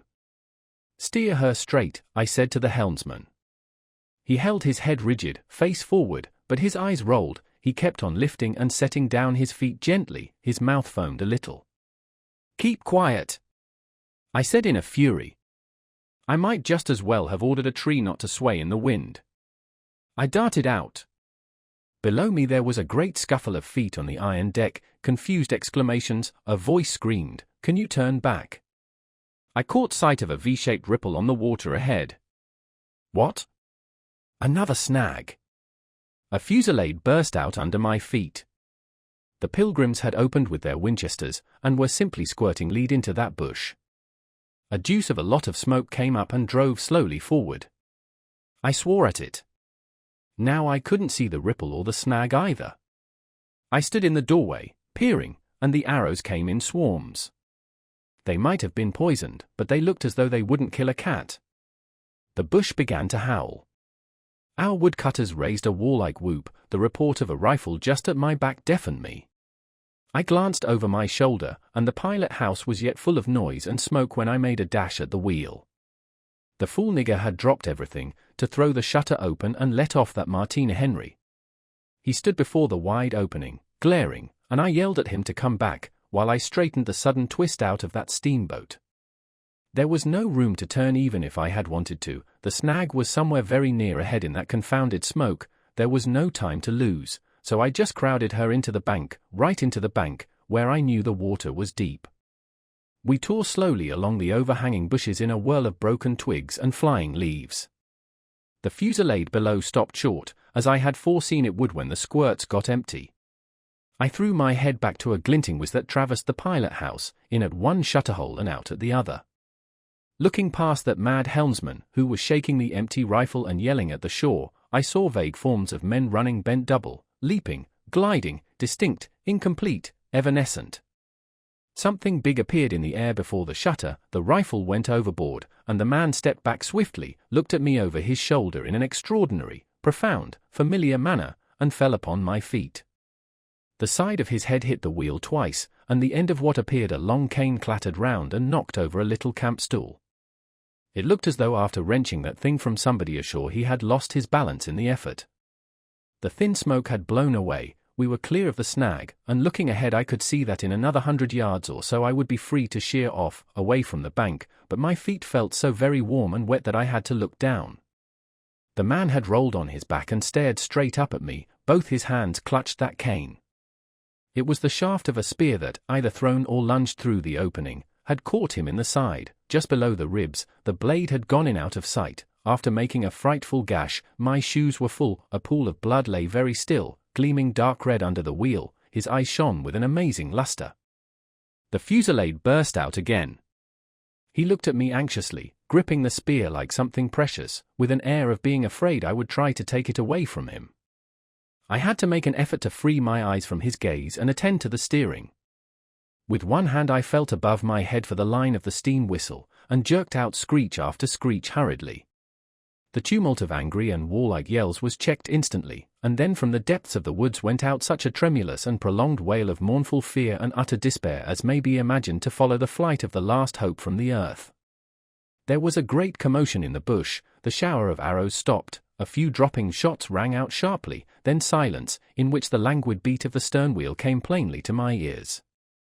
I put the helm hard a starboard at the moment when the pilgrim in pink pajamas, very hot and agitated, appeared in the doorway. "The manager sends me," he began in an official tone, and stopped short. "Good God," he said, glaring at the wounded man. We two whites stood over him, and his lustrous and inquiring glance enveloped us both. I declare it looked as though he would presently put to us some questions in an understandable language, but he died without uttering a sound, without moving a limb, without twitching a muscle. Only in the very last moment, as though in response to some sign we could not see, to some whisper we could not hear, he frowned heavily, and that frown gave to his black death mask an inconceivably somber, brooding, and menacing expression. The luster of inquiring glance faded swiftly into vacant glassiness. "Can you steer?" I asked the agent eagerly. He looked very dubious, but I made a grab at his arm, and he understood at once I meant him to steer whether or no. To tell you the truth, I was morbidly anxious to change my shoes and socks. "He is dead," murmured the fellow, immensely impressed. "No doubt about it," said I, tugging like mad at the shoelaces.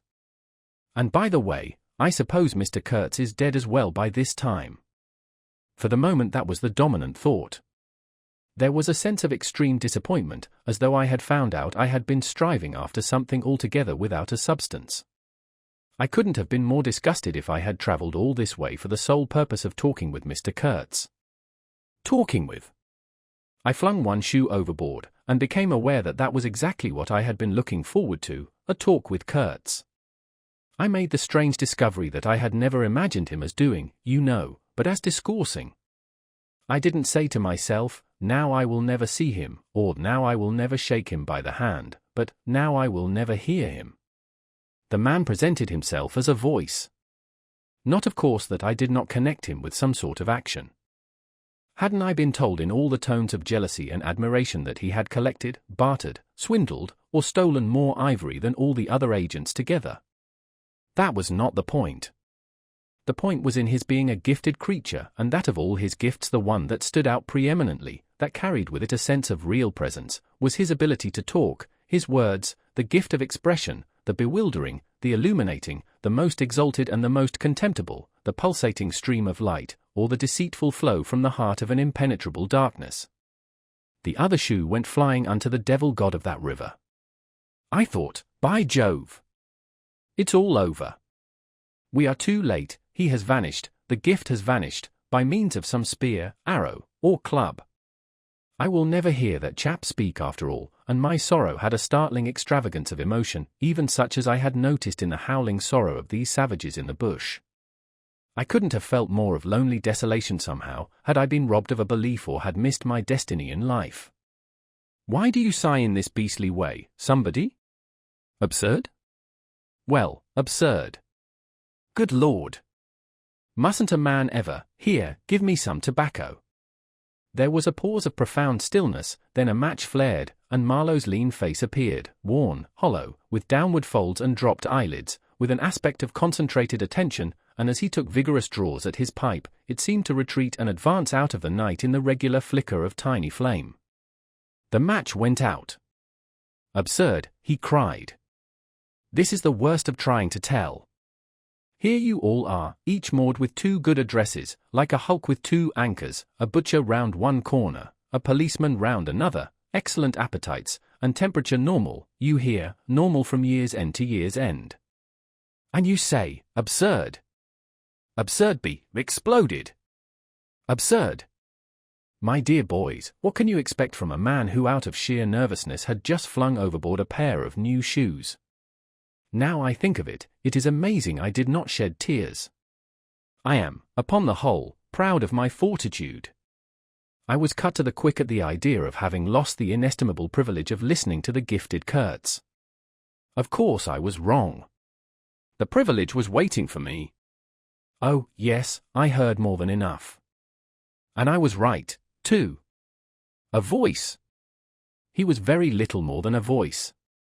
And I heard him, this voice, other voices, all of them were so little more than voices, and the memory of that time itself lingers around me, impalpable, like a dying vibration of one immense jabber, silly, atrocious, sordid, savage, or simply mean, without any kind of sense. Voices, voices, even the girl herself, now. He was silent for a long time. I laid the ghost of his gifts at last with a lie, he began, suddenly. Girl. What? Did I mention a girl? Oh, she is out of it, completely. The women, I mean, are out of it, should be out of it. We must help them to stay in that beautiful world of their own, lest ours gets worse. Oh, she had to be out of it. You should have heard the disinterred body of Mr. Kurtz saying, "My intended." You would have perceived directly then how completely she was out of it. And the lofty frontal bone of Mr. Kurtz. They say the hair goes on growing sometimes, but this, specimen, was impressively bald. The wilderness had patted him on the head, and, behold, it was like a ball, an ivory ball, it had caressed him, and, lo, he had withered, it had taken him, loved him, embraced him, got into his veins, consumed his flesh, and sealed his soul to its own by the inconceivable ceremonies of some devilish initiation. He was its spoiled and pampered favorite. Ivory? I should think so. Heaps of it, stacks of it. The old mud shanty was bursting with it. You would think there was not a single tusk left either above or below the ground in the whole country. Mostly fossil, the manager had remarked, disparagingly. It was no more fossil than I am, but they call it fossil when it is dug up. It appears these niggers do bury the tusk sometimes, but evidently they couldn't bury this parcel deep enough to save the gifted Mr. Kurtz from his fate. We filled the steamboat with it, and had to pile a lot on the deck. Thus he could see and enjoy as long as he could see, because the appreciation of this favor had remained with him to the last.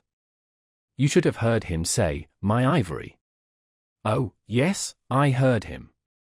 My intended, my ivory, my station, my river, my everything belonged to him. It made me hold my breath in expectation of hearing the wilderness burst into a prodigious peal of laughter that would shake the fixed stars in their places. Everything belonged to him, but that was a trifle. The thing was to know what he belonged to, how many powers of darkness claimed him for their own. That was the reflection that made you creepy all over. It was impossible, it was not good for one either, trying to imagine.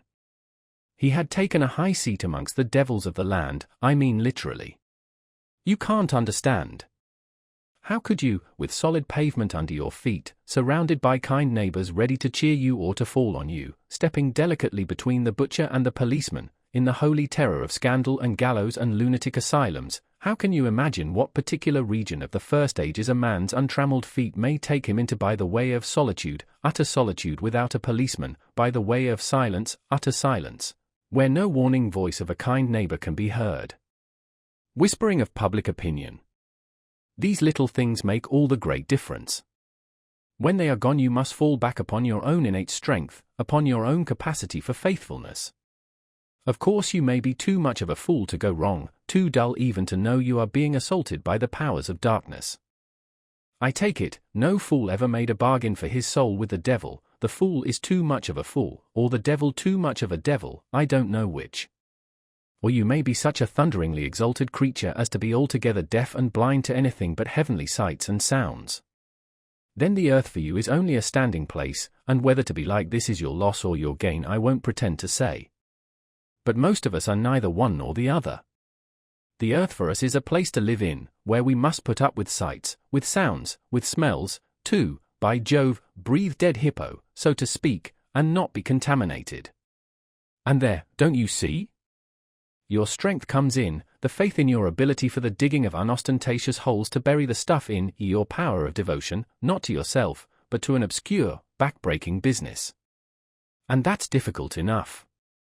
Mind, I am not trying to excuse or even explain, I am trying to account to myself or for Mr. Kurtz, for the shade of Mr. Kurtz. This initiated wraith from the back of nowhere honored me with its amazing confidence before it vanished altogether. This was because it could speak English to me. The original Kurtz had been educated partly in England, and, as he was good enough to say himself, his sympathies were in the right place. His mother was half English, his father was half French. All Europe contributed to the making of Kurtz, and by I learned that, most appropriately, the International Society for the Suppression of Savage Customs had entrusted him with the making of a report, for its future guidance. And he had written it, too. I've seen it. I've read it. It was eloquent, vibrating with eloquence, but too high-strung, I think. 17 pages of close writing he had found time for.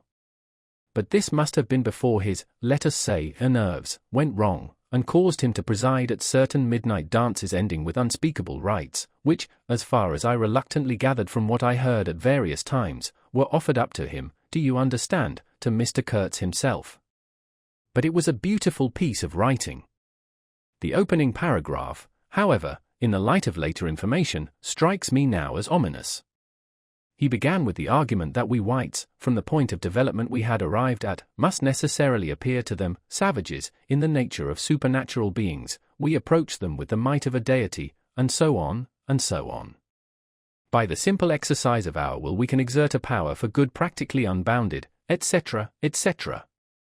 From that point he soared and took me with him. The peroration was magnificent, though difficult to remember, you know. It gave me the notion of an exotic immensity ruled by an august benevolence. It made me tingle with enthusiasm. This was the unbounded power of eloquence, of words, of burning noble words. There were no practical hints to interrupt the magic current of phrases, unless a kind of note at the foot of the last page, scrawled evidently much later, in an unsteady hand, may be regarded as the exposition of a method. It was very simple, and at the end of that moving appeal to every altruistic sentiment it blazed at you, luminous and terrifying, like a flash of lightning in a serene sky, exterminate all the brutes. The curious part was that he had apparently forgotten all about that valuable postscriptum, because, later on, when he in a sense came to himself, he repeatedly entreated me to take good care of my pamphlet, he called it, as it was sure to have in the future a good influence upon his career. I had full information about all these things, and, besides, as it turned out, I was to have the care of his memory. I've done enough for it to give me the indisputable right to lay it, if I choose, for an everlasting rest in the dustbin of progress, amongst all the sweepings and, figuratively speaking, all the dead cats of civilization. But then, you see, I can't choose. He won't be forgotten. Whatever he was not common. He had the power to charm or frighten rudimentary souls into an aggravated witch dance in his honor. He could also fill the small souls of the pilgrims with bitter misgivings. He had one devoted friend at least, and he had conquered one soul in the world that was neither rudimentary nor tainted with self-seeking. No, I can't forget him, though I am not prepared to affirm the fellow was exactly worth the life we lost in getting to him. I missed my late helmsman awfully. I missed him even while his body was still lying in the pilot house. Perhaps you will think it passing strange, this regret for a savage who was no more account than a grain of sand in a black Sahara. Well, don't you see, he had done something, he had steered, for months I had him at my back, a help, an instrument. It was a kind of partnership. He steered for me, I had to look after him, I worried about his deficiencies, and thus a subtle bond had been created, of which I only became aware when it was suddenly broken. And the intimate profundity of that look he gave me when he received his hurt remains to this day in my memory, like a claim of distant kinship affirmed in a supreme moment. Poor fool! If he had only left that shutter alone. He had no restraint, just like Kurtz, a tree swayed by the wind. As soon as I had put on a dry pair of slippers, I dragged him out, after first jerking the spear out of his side, which operation I confess I performed with my eyes shut tight. His heels leaped together over the little doorstep, his shoulders were pressed to my breast, I hugged him from behind desperately. Oh! He was heavier than any man on earth, I should imagine. Then without more ado I tipped him overboard. The current snatched him as though he had been a wisp of grass, and I saw the body roll over twice before I lost sight of it forever. All the pilgrims and the manager were then congregated on the awning deck about the pilot house, chattering at each other like a flock of excited magpies, and there was a scandalized murmur at my heartless promptitude. What they wanted to keep that body hanging about for I can't guess. Embalm it, maybe. But I had also heard another, and a very ominous, murmur on the deck below. My friends the woodcutters were likewise scandalized, and with a better show of reason, though I admit that the reason itself was quite inadmissible. Oh, quite! I had made up my mind that if my late helmsman was to be eaten, the fishes alone should have him.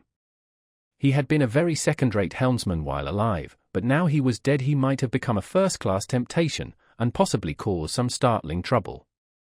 Besides, I was anxious to take the wheel, the man in pink pajamas showing himself a hopeless duffer at the business. This I did directly the simple funeral was over. We were going half speed, keeping right in the middle of the stream, and I listened to the talk about me. They had given up Kurtz, they had given up the station, Kurtz was dead, and the station had been burnt, and so on, and so on. The red-haired pilgrim was beside himself with the thought that at least this poor Kurtz had been properly avenged. Say! We must have made a glorious slaughter of them in the bush. Eh? What do you think? Say! He positively danced, the bloodthirsty little gingery beggar. And he had nearly fainted when he saw the wounded man. I could not help saying, you made a glorious lot of smoke, anyhow. I had seen, from the way the tops of the bushes rustled and flew, that almost all the shots had gone too high. You can't hit anything unless you take aim and fire from the shoulder, but these chaps fired from the hip with their eyes shut. The retreat, I maintained, and I was right, was caused by the screeching of the steam whistle. Upon this they forgot Kurtz, and began to howl at me with indignant protests. The manager stood by the wheel murmuring confidentially about the necessity of getting well away down the river before dark at all events, when I saw in the distance a clearing on the riverside and the outlines of some sort of building. "What's this?" I asked. He clapped his hands in wonder. "The station," he cried. I edged in at once, still going half speed. Through my glasses I saw the slope of a hill interspersed with rare trees and perfectly free from undergrowth. A long decaying building on the summit was half buried in the high grass, the large holes in the peaked roof gaped black from afar, the jungle and the woods made a background.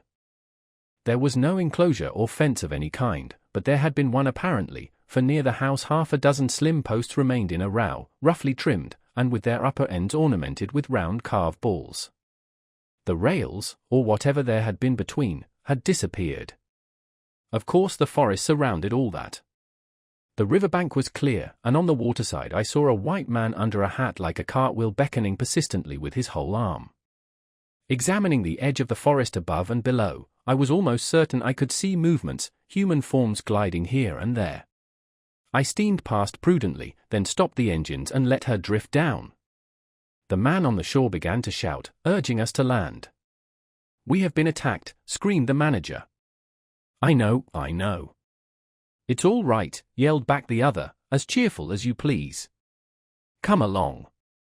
It's all right. I am glad." His aspect reminded me of something I had seen, something funny I had seen somewhere. As I maneuvered to get alongside, I was asking myself, what does this fellow look like? Suddenly I got it. He looked like a harlequin. His clothes had been made of some stuff that was brown holland probably, but it was covered with patches all over, with bright patches, blue, red, and yellow, patches on the back, patches on the front, patches on elbows, on knees, colored binding around his jacket, scarlet edging at the bottom of his trousers, and the sunshine made him look extremely gay and wonderfully neat withal, because you could see how beautifully all this patching had been done.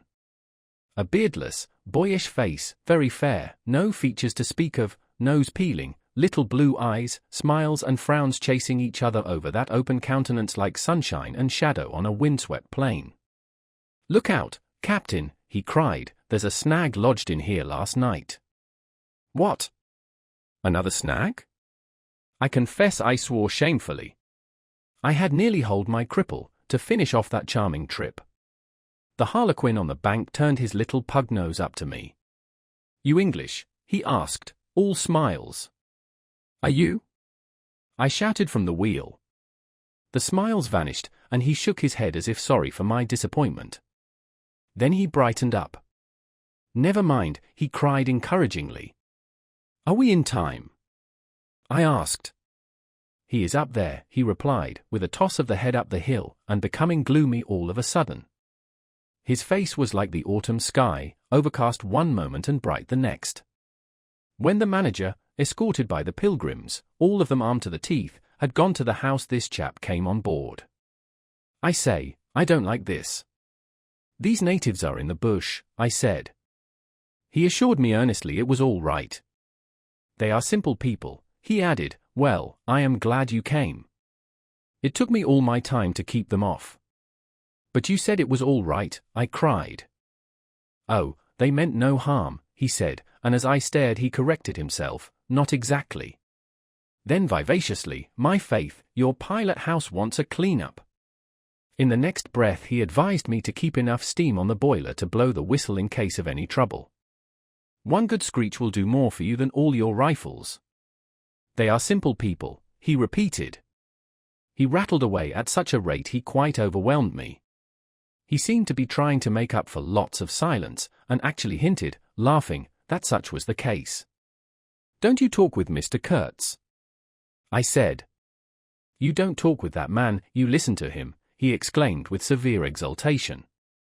But now, he waved his arm, and in the twinkling of an eye was in the uttermost depths of despondency. In a moment he came up again with a jump, possessed himself of both my hands, shook them continuously, while he gabbled, "Brother sailor, honor, pleasure, delight, introduce myself. Russian, son of an archpriest. Government of Tambov. What? Tobacco. English tobacco, the excellent English tobacco. Now, that's brotherly. Smoke? Where's a sailor that does not smoke?" The pipe soothed him, and gradually I made out he had run away from school, had gone to sea in a Russian ship, ran away again, served some time in English ships, was now reconciled with the archpriest. He made a point of that.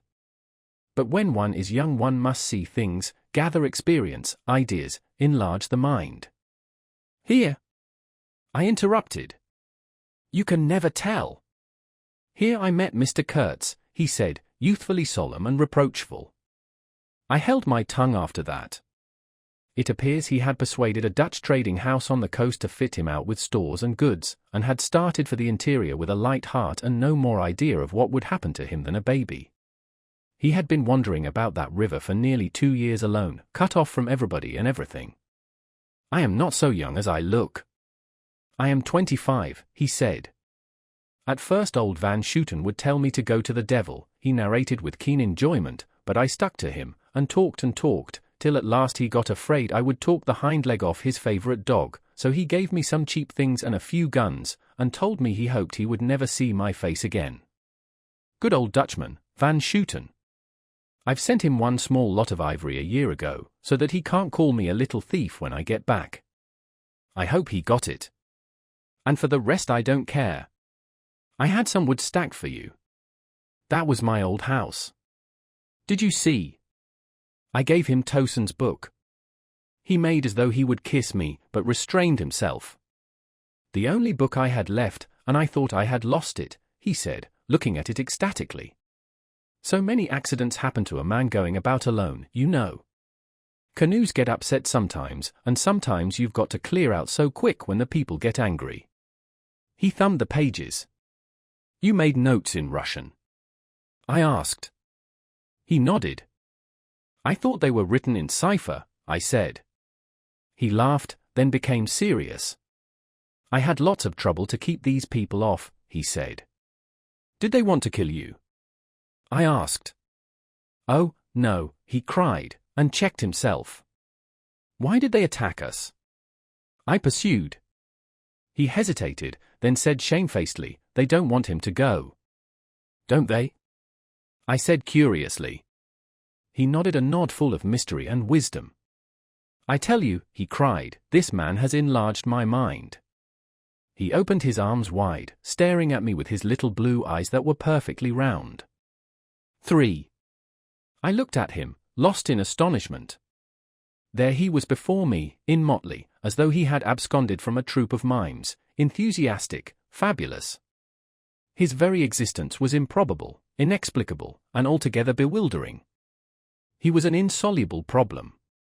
It was inconceivable how he had existed, how he had succeeded in getting so far, how he had managed to remain, why he did not instantly disappear. I went a little farther, he said, then still a little farther, till I had gone so far that I don't know how I'll ever get back. Never mind.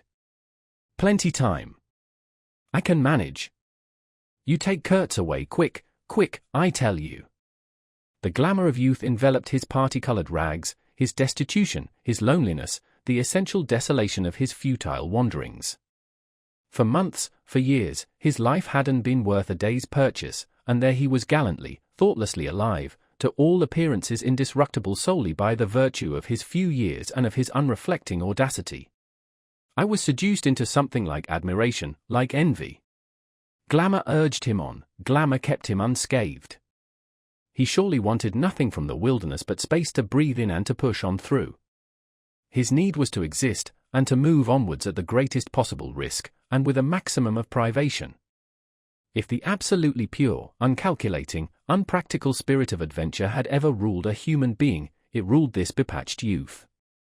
I almost envied him the possession of this modest and clear flame. It seemed to have consumed all thought of self so completely, that even while he was talking to you, you forgot that it was he, the man before your eyes, who had gone through these things. I did not envy him his devotion to Kurtz, though. He had not meditated over it. It came to him, and he accepted it with a sort of eager fatalism. I must say that to me it appeared about the most dangerous thing in every way he had come upon so far. They had come together unavoidably, like two ships becalmed near each other, and lay rubbing sides at last. I suppose Kurtz wanted an audience, because on a certain occasion, when encamped in the forest, they had talked all night, or more probably Kurtz had talked. We talked of everything, he said, quite transported at the recollection. I forgot there was such a thing as sleep. The night did not seem to last an hour. Everything. Everything. Of love, too. Ah, he talked to you of love. I said, much amused.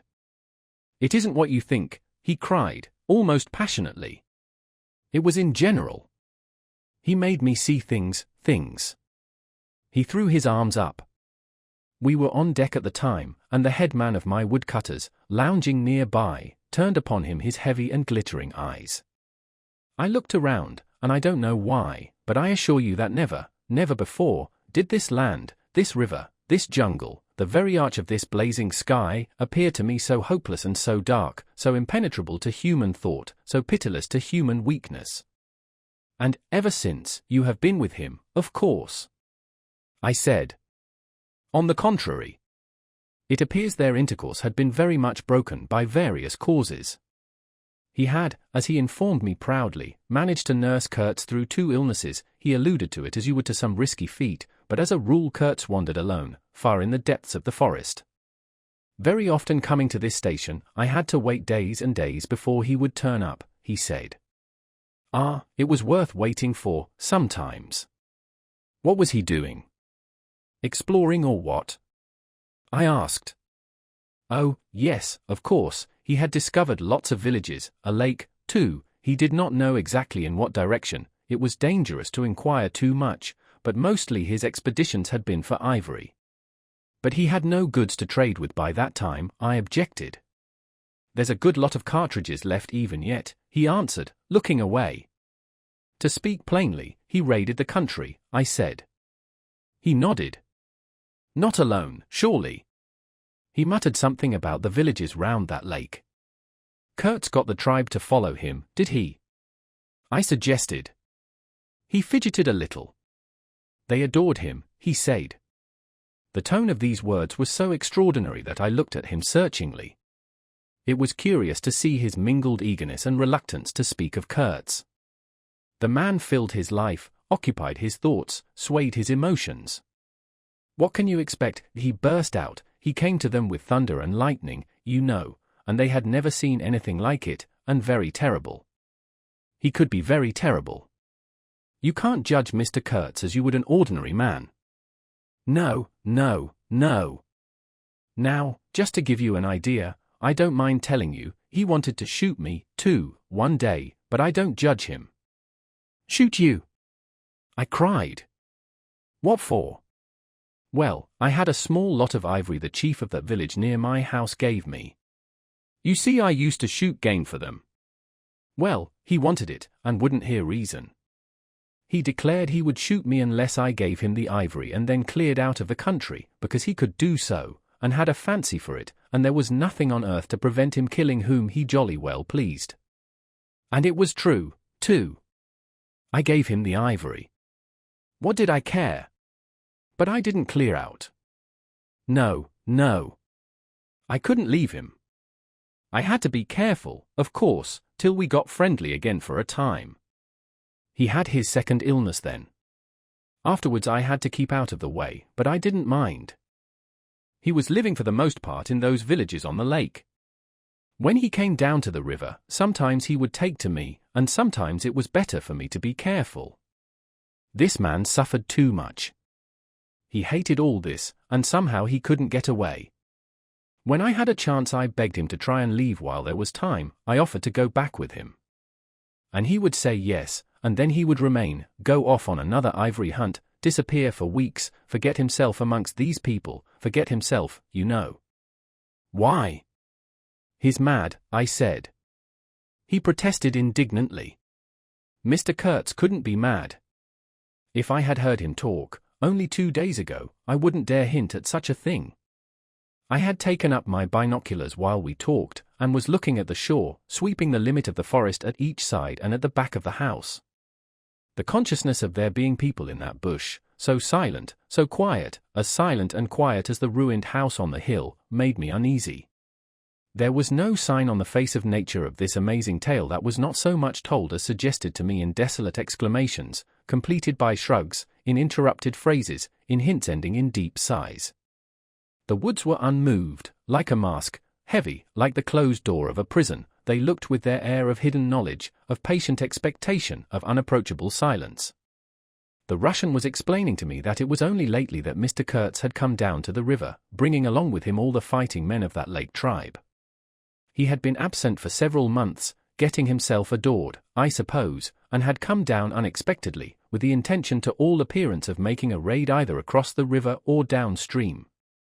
Evidently the appetite for more ivory had got the better of the, what shall I say, less material aspirations.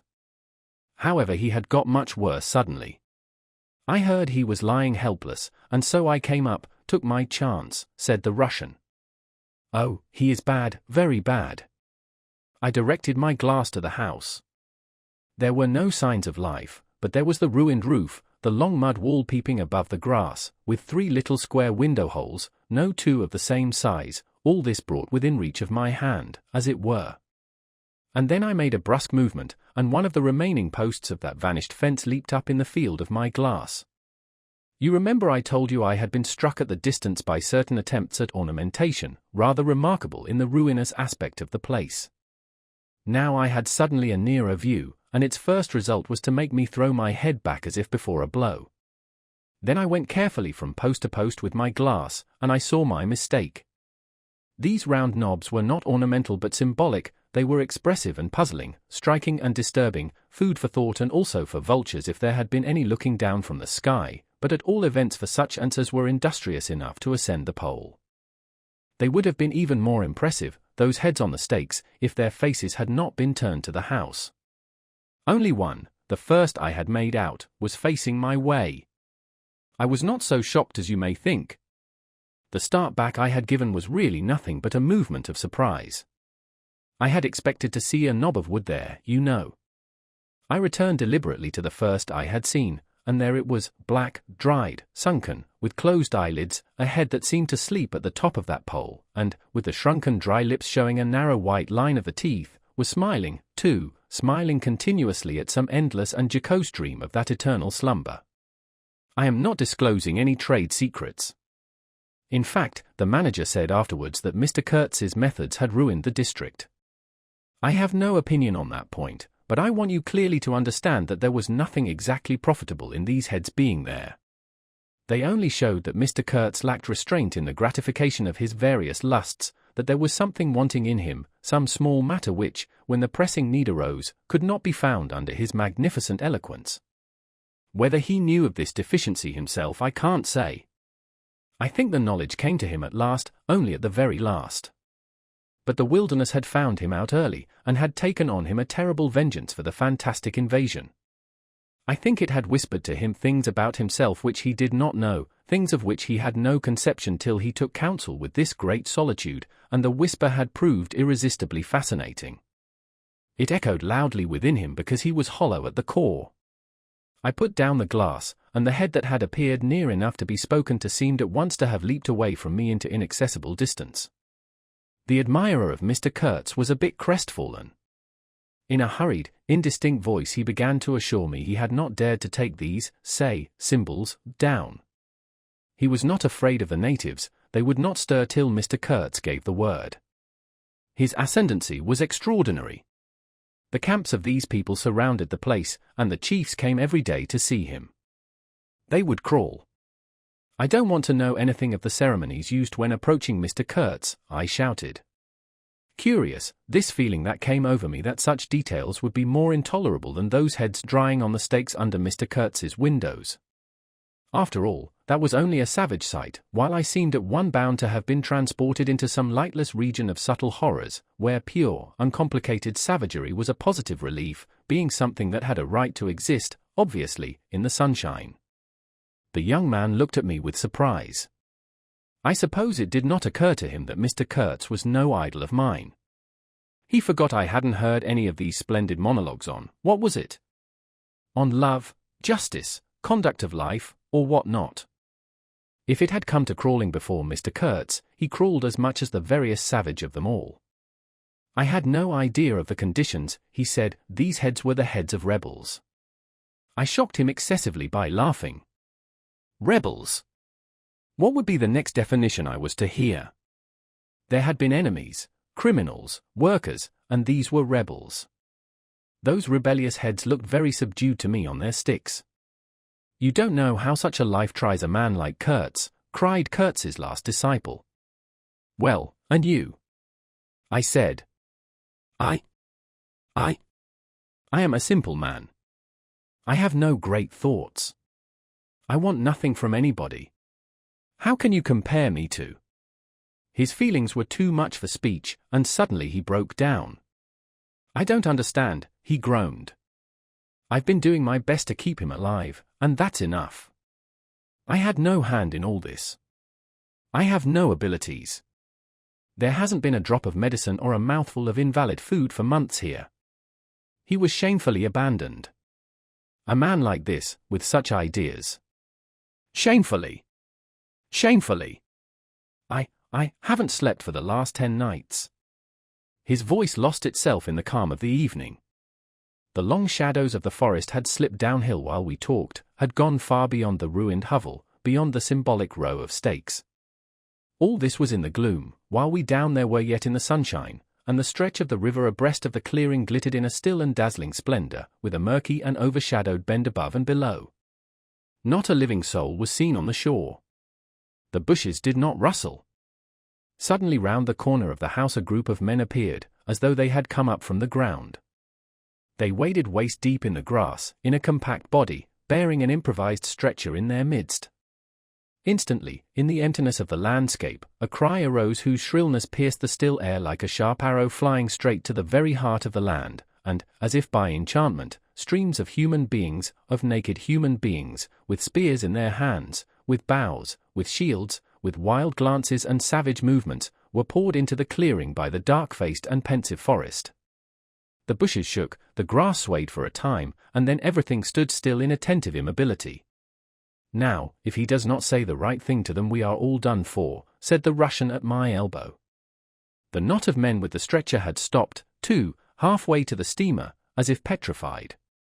I saw the man on the stretcher sit up, lank and with an uplifted arm, above the shoulders of the bearers. Let us hope that the man who can talk so well of love in general will find some particular reason to spare us this time, I said. I resented bitterly the absurd danger of our situation, as if to be at the mercy of that atrocious phantom had been a dishonoring necessity. I could not hear a sound, but through my glasses I saw the thin arm extended commandingly, the lower jaw moving, the eyes of that apparition shining darkly far in its bony head that nodded with grotesque jerks. Kurtz, Kurtz, that means short in German, don't it? Well, the name was as true as everything else in his life and death. He looked at least 7 feet long. His covering had fallen off, and his body emerged from it pitiful and appalling as from a winding sheet. I could see the cage of his ribs all astir, the bones of his arm waving. It was as though an animated image of death carved out of old ivory had been shaking its hand with menaces at a motionless crowd of men made of dark and glittering bronze. I saw him open his mouth wide. It gave him a weirdly voracious aspect, as though he had wanted to swallow all the air, all the earth, all the men before him. A deep voice reached me faintly. He must have been shouting. He fell back suddenly. The stretcher shook as the bearers staggered forward again, and almost at the same time I noticed that the crowd of savages was vanishing without any perceptible movement of retreat, as if the forest that had ejected these beings so suddenly had drawn them in again as the breath is drawn in a long aspiration. Some of the pilgrims behind the stretcher carried his arms, 2 shotguns, a heavy rifle, and a light revolver carbine, the thunderbolts of that pitiful Jupiter. The manager bent over him murmuring as he walked beside his head. They laid him down in one of the little cabins, just a room for a bed place and a camp stool or two, you know. We had brought his belated correspondence, and a lot of torn envelopes and open letters littered his bed. His hand roamed feebly amongst these papers. I was struck by the fire of his eyes and the composed languor of his expression. It was not so much the exhaustion of disease. He did not seem in pain. This shadow looked satiated and calm, as though for the moment it had had its fill of all the emotions. He rustled one of the letters, and looking straight in my face said, "I am glad." Somebody had been writing to him about me. These special recommendations were turning up again.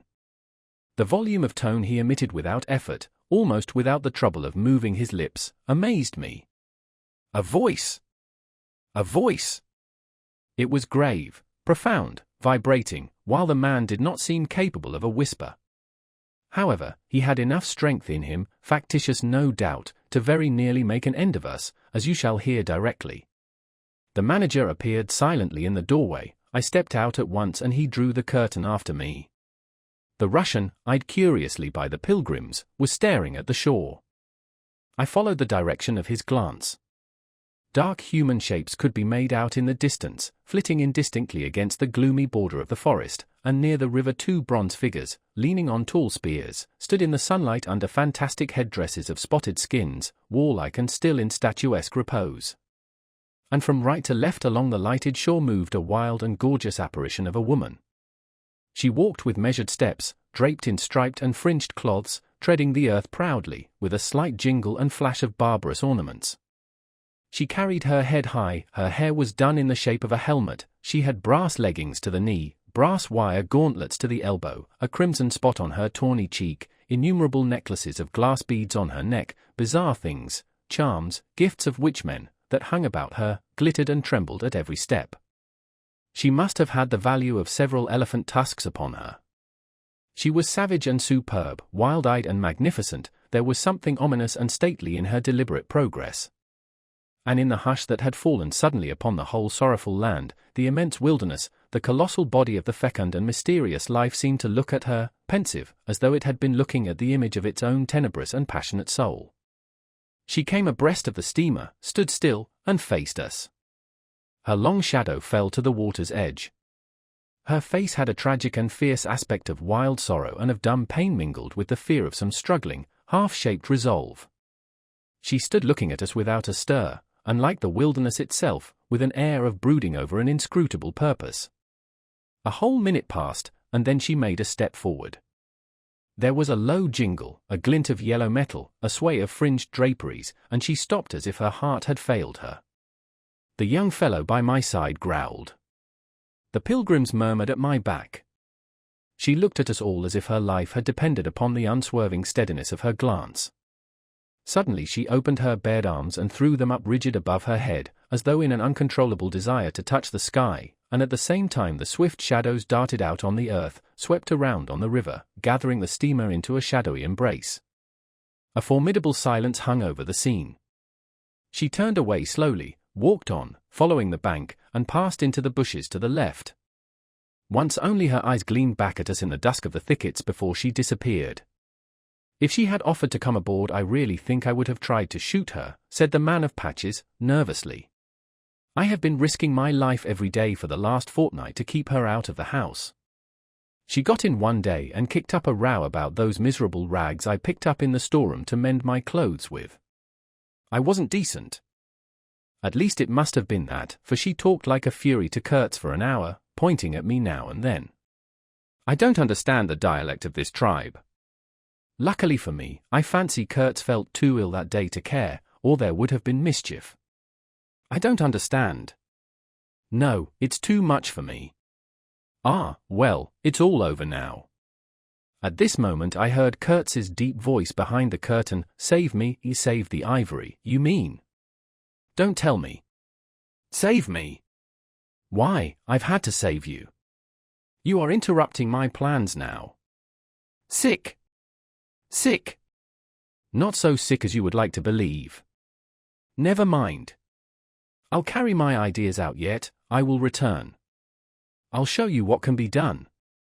You with your little peddling notions, you are interfering with me. I will return. The manager came out. He did me the honor to take me under the arm and lead me aside. He is very low, he said. He considered it necessary to sigh, but neglected to be consistently sorrowful. We have done all we could for him, haven't we? But there is no disguising the fact, Mr. Kurtz has done more harm than good to the company. He did not see the time was not ripe for vigorous action. Cautiously, that's my principle. We must be cautious yet. The district is closed to us for a time. Deplorable. Upon the whole, the trade will suffer. I don't deny there is a remarkable quantity of ivory, mostly fossil. We must save it, at all events, but look how precarious the position is, and why. Because the method is unsound. Do you, said I, looking at the shore, call it unsound method? Without doubt, he exclaimed hotly. Don't you? No method at all, I murmured after a while. Exactly, he exulted. I anticipated this. Shows a complete want of judgment. It is my duty to point it out in the proper quarter.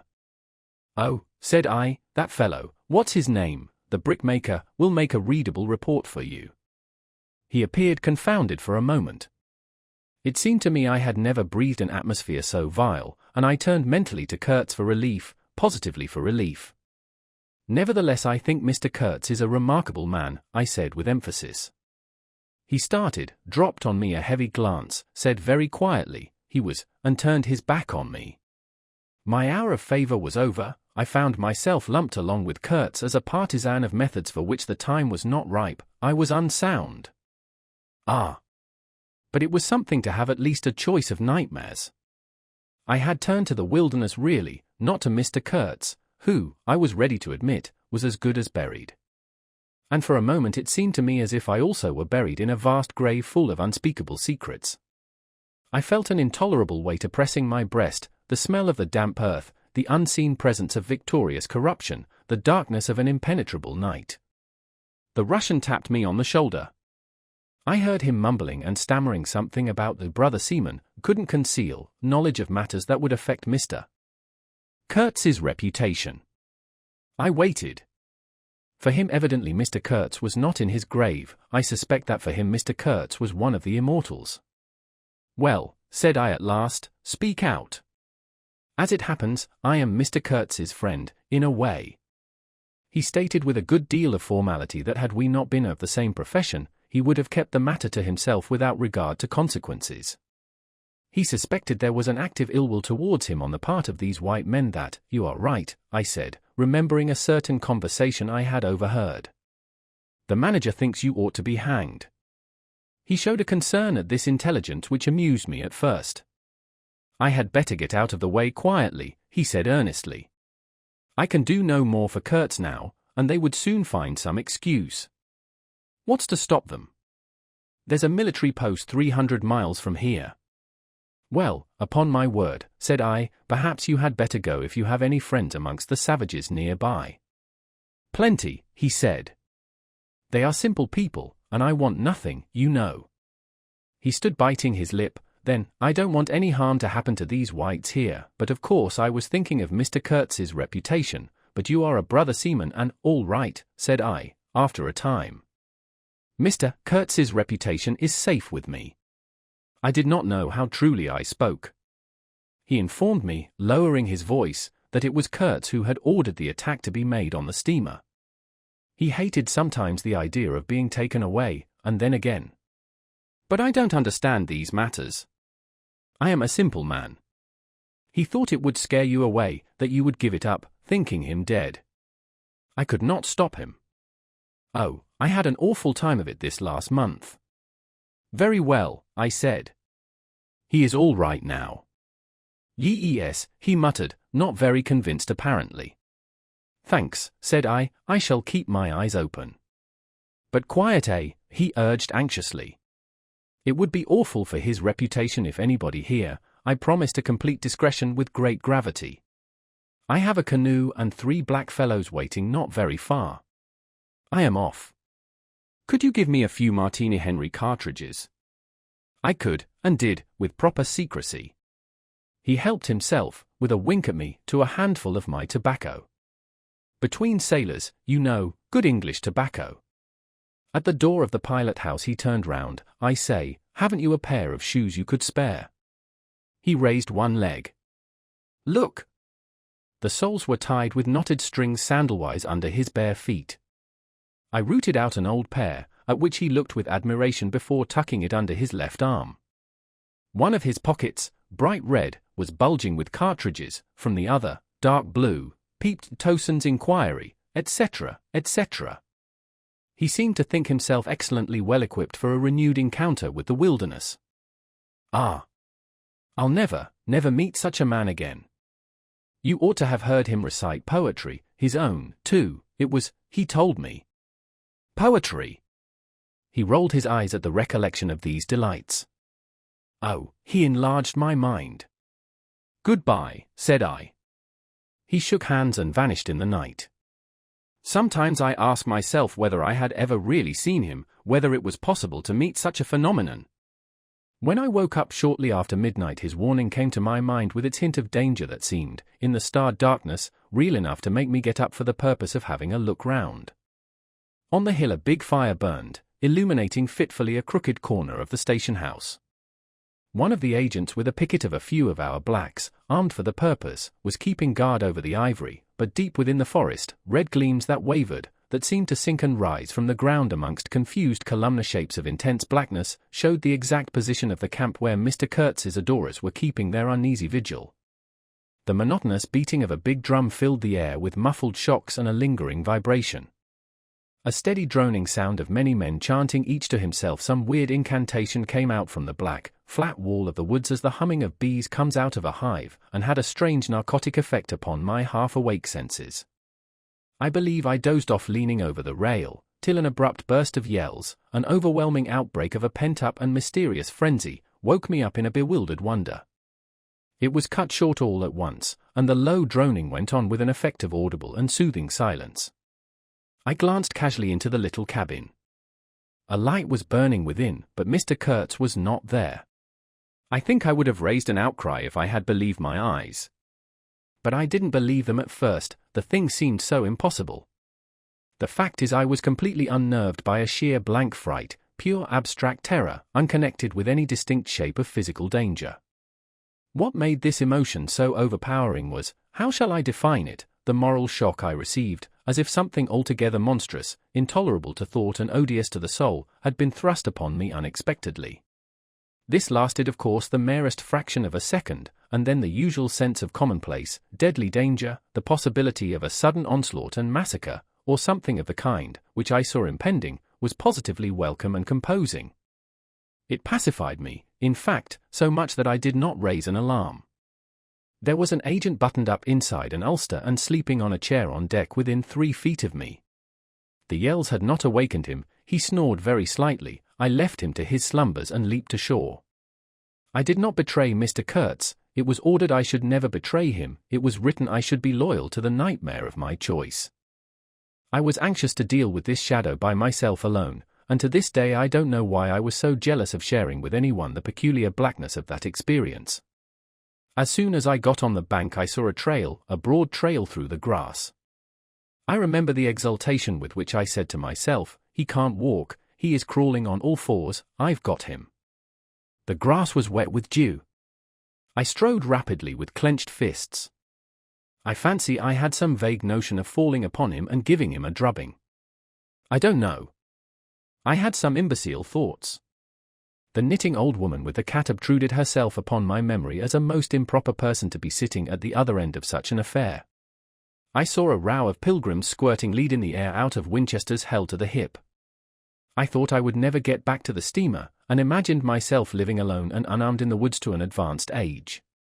Such silly things, you know. And I remember I confounded the beat of the drum with the beating of my heart, and was pleased at its calm regularity. I kept to the track though, then stopped to listen. The night was very clear, a dark blue space, sparkling with dew and starlight, in which black things stood very still. I thought I could see a kind of motion ahead of me. I was strangely cocksure of everything that night. I actually left the track and ran in a wide semicircle, I verily believe chuckling to myself, so as to get in front of that stir, of that motion I had seen, if indeed I had seen anything. I was circumventing Kurtz as though it had been a boyish game. I came upon him, and, if he had not heard me coming, I would have fallen over him, too, but he got up in time. He rose, unsteady, long, pale, indistinct, like a vapor exhaled by the earth, and swayed slightly, misty and silent before me, while at my back the fires loomed between the trees, and the murmur of many voices issued from the forest. I had cut him off cleverly, but when actually confronting him I seemed to come to my senses, I saw the danger in its right proportion. It was by no means over yet. Suppose he began to shout? Though he could hardly stand, there was still plenty of vigor in his voice. "Go away, hide yourself," he said, in that profound tone. It was very awful. I glanced back. We were within 30 yards from the nearest fire. A black figure stood up, strode on long black legs, waving long black arms, across the glow. It had horns, antelope horns, I think, on its head. Some sorcerer, some witchman, no doubt, it looked fiend-like enough. "Do you know what you are doing?" I whispered. "Perfectly," he answered, raising his voice for that single word. It sounded to me far off and yet loud, like a hail through a speaking trumpet. If he makes a row we are lost, I thought to myself.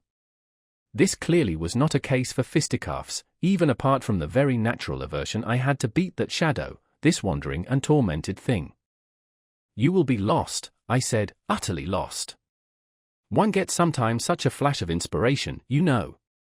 I did say the right thing, though indeed he could not have been more irretrievably lost than he was at this very moment, when the foundations of our intimacy were being laid, to endure, even to the end, even beyond.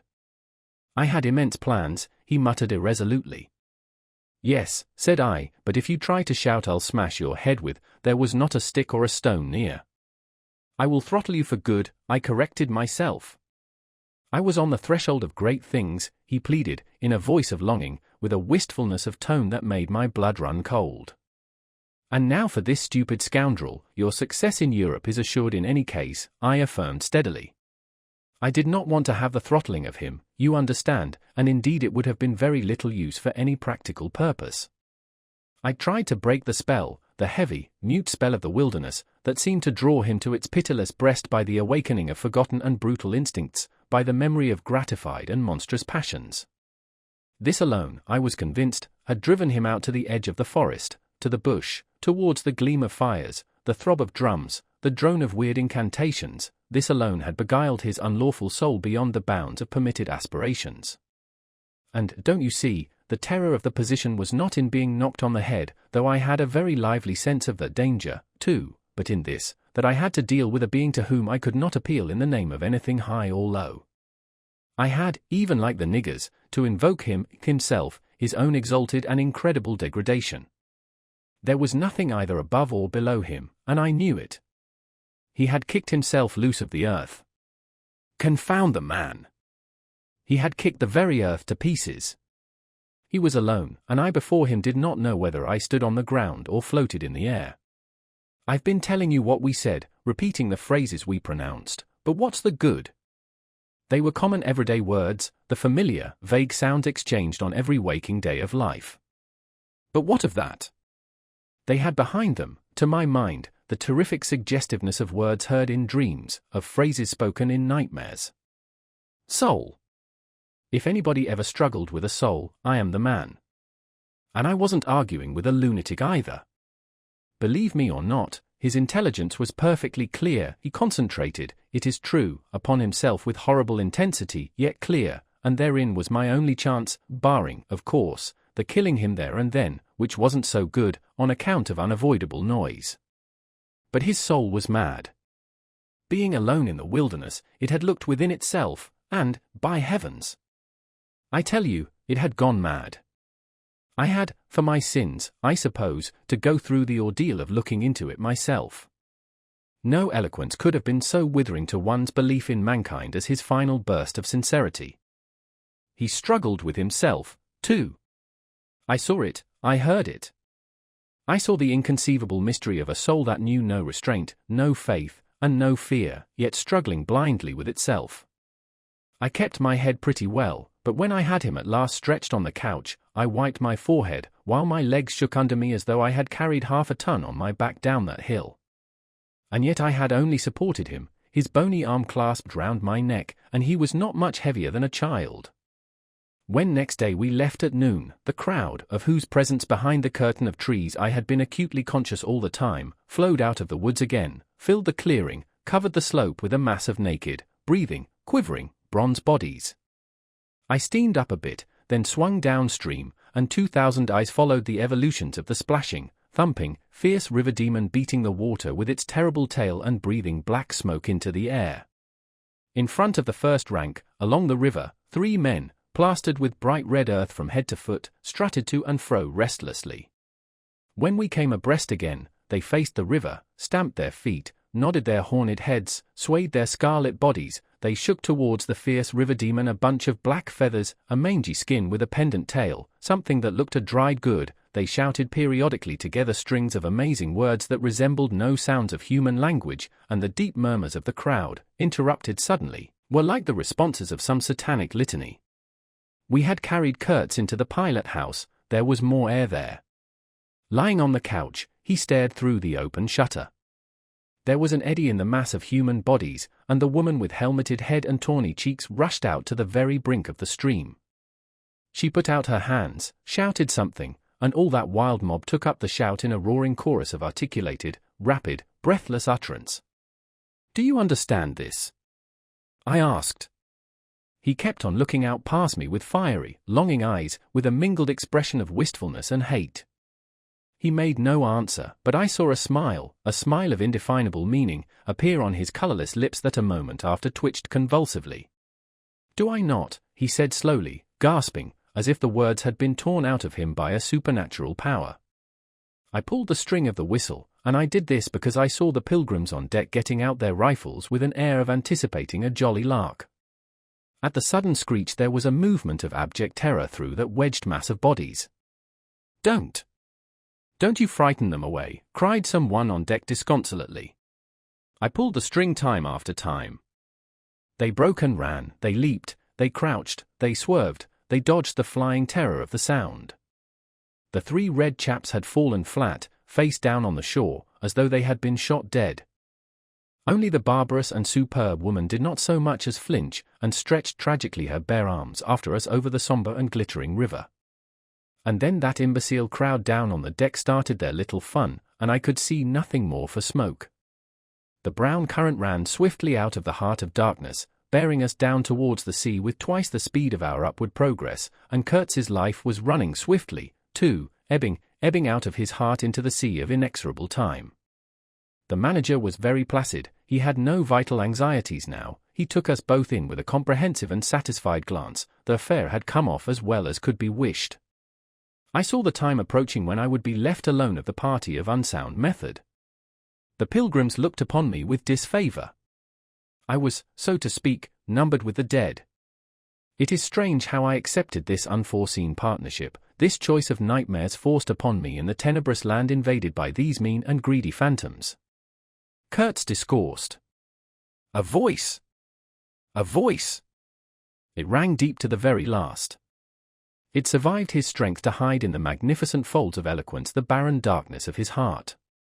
Oh, he struggled. He struggled. The wastes of his weary brain were haunted by shadowy images, now images of wealth and fame revolving obsequiously round his unextinguishable gift of noble and lofty expression. My intended, my station, my career, my ideas, these were the subjects for the occasional utterances of elevated sentiments. The shade of the original Kurtz frequented the bedside of the hollow sham, whose fate it was to be buried presently in the mould of primeval earth. But both the diabolic love and the unearthly hate of the mysteries it had penetrated fought for the possession of that soul satiated with primitive emotions, avid of lying fame, of sham distinction, of all the appearances of success and power. Sometimes he was contemptibly childish. He desired to have kings meet him at railway stations on his return from some ghastly nowhere, where he intended to accomplish great things. You show them you have in you something that is really profitable, and then there will be no limits to the recognition of your ability, he would say.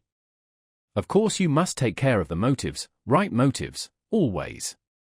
The long reaches that were like one and the same reach, monotonous bends that were exactly alike, slipped past the steamer with their multitude of secular trees looking patiently after this grimy fragment of another world, the forerunner of change, of conquest, of trade, of massacres, of blessings.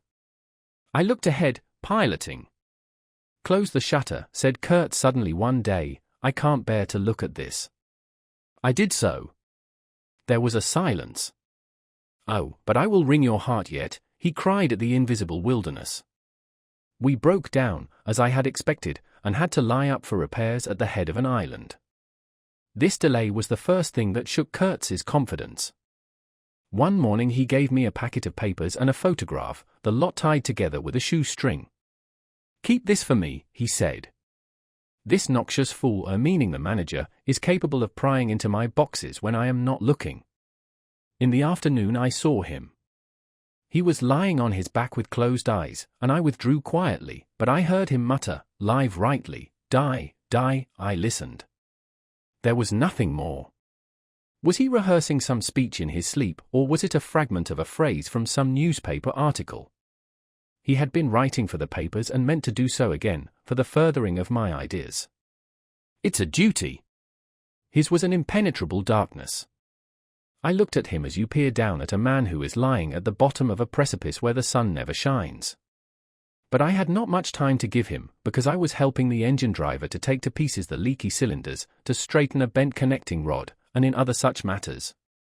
I lived in an infernal mess of rust, filings, nuts, bolts, spanners, hammers, ratchet drills, things I abominate, because I don't get on with them. I tended the little forge we fortunately had aboard, I toiled wearily in a wretched scrap heap, unless I had the shakes too bad to stand. One evening coming in with a candle I was startled to hear him say a little tremulously, I am lying here in the dark waiting for death. The light was within a foot of his eyes. I forced myself to murmur, oh, nonsense, and stood over him as if transfixed. Anything approaching the change that came over his features I have never seen before, and hope never to see again. Oh, I wasn't touched. I was fascinated. It was as though a veil had been rent. I saw on that ivory face the expression of somber pride, of ruthless power, of craven terror, of an intense and hopeless despair. Did he live his life again in every detail of desire, temptation, and surrender during that supreme moment of complete knowledge? He cried in a whisper at some image, at some vision. He cried out twice, a cry that was no more than a breath. The horror! The horror! I blew the candle out and left the cabin. The pilgrims were dining in the mess room, and I took my place opposite the manager, who lifted his eyes to give me a questioning glance, which I successfully ignored. He leaned back, serene, with that peculiar smile of his sealing the unexpressed depths of his meanness. A continuous shower of small flies streamed upon the lamp, upon the cloth, upon our hands and faces. Suddenly the manager's boy put his insolent black head in the doorway, and said in a tone of scathing contempt, "Mr. Kurtz, he dead." All the pilgrims rushed out to see. I remained, and went on with my dinner. I believe I was considered brutally callous. However, I did not eat much. There was a lamp in there, a light, don't you know, and outside it was so beastly dark. I went no more near the remarkable man who had pronounced a judgment upon the adventures of his soul on this earth. The voice was gone. What else had been there? But I am of course aware that next day the pilgrims buried something in a muddy hole. And then they very nearly buried me. However, as you see, I did not go to join Kurtz there and then. I did not. I remained to dream the nightmare out to the end, and to show my loyalty to Kurtz once more. Destiny! My destiny! Droll thing life is, that mysterious arrangement of merciless logic for a futile purpose. The most you can hope from it is some knowledge of yourself, that comes too late, a crop of unextinguishable regrets.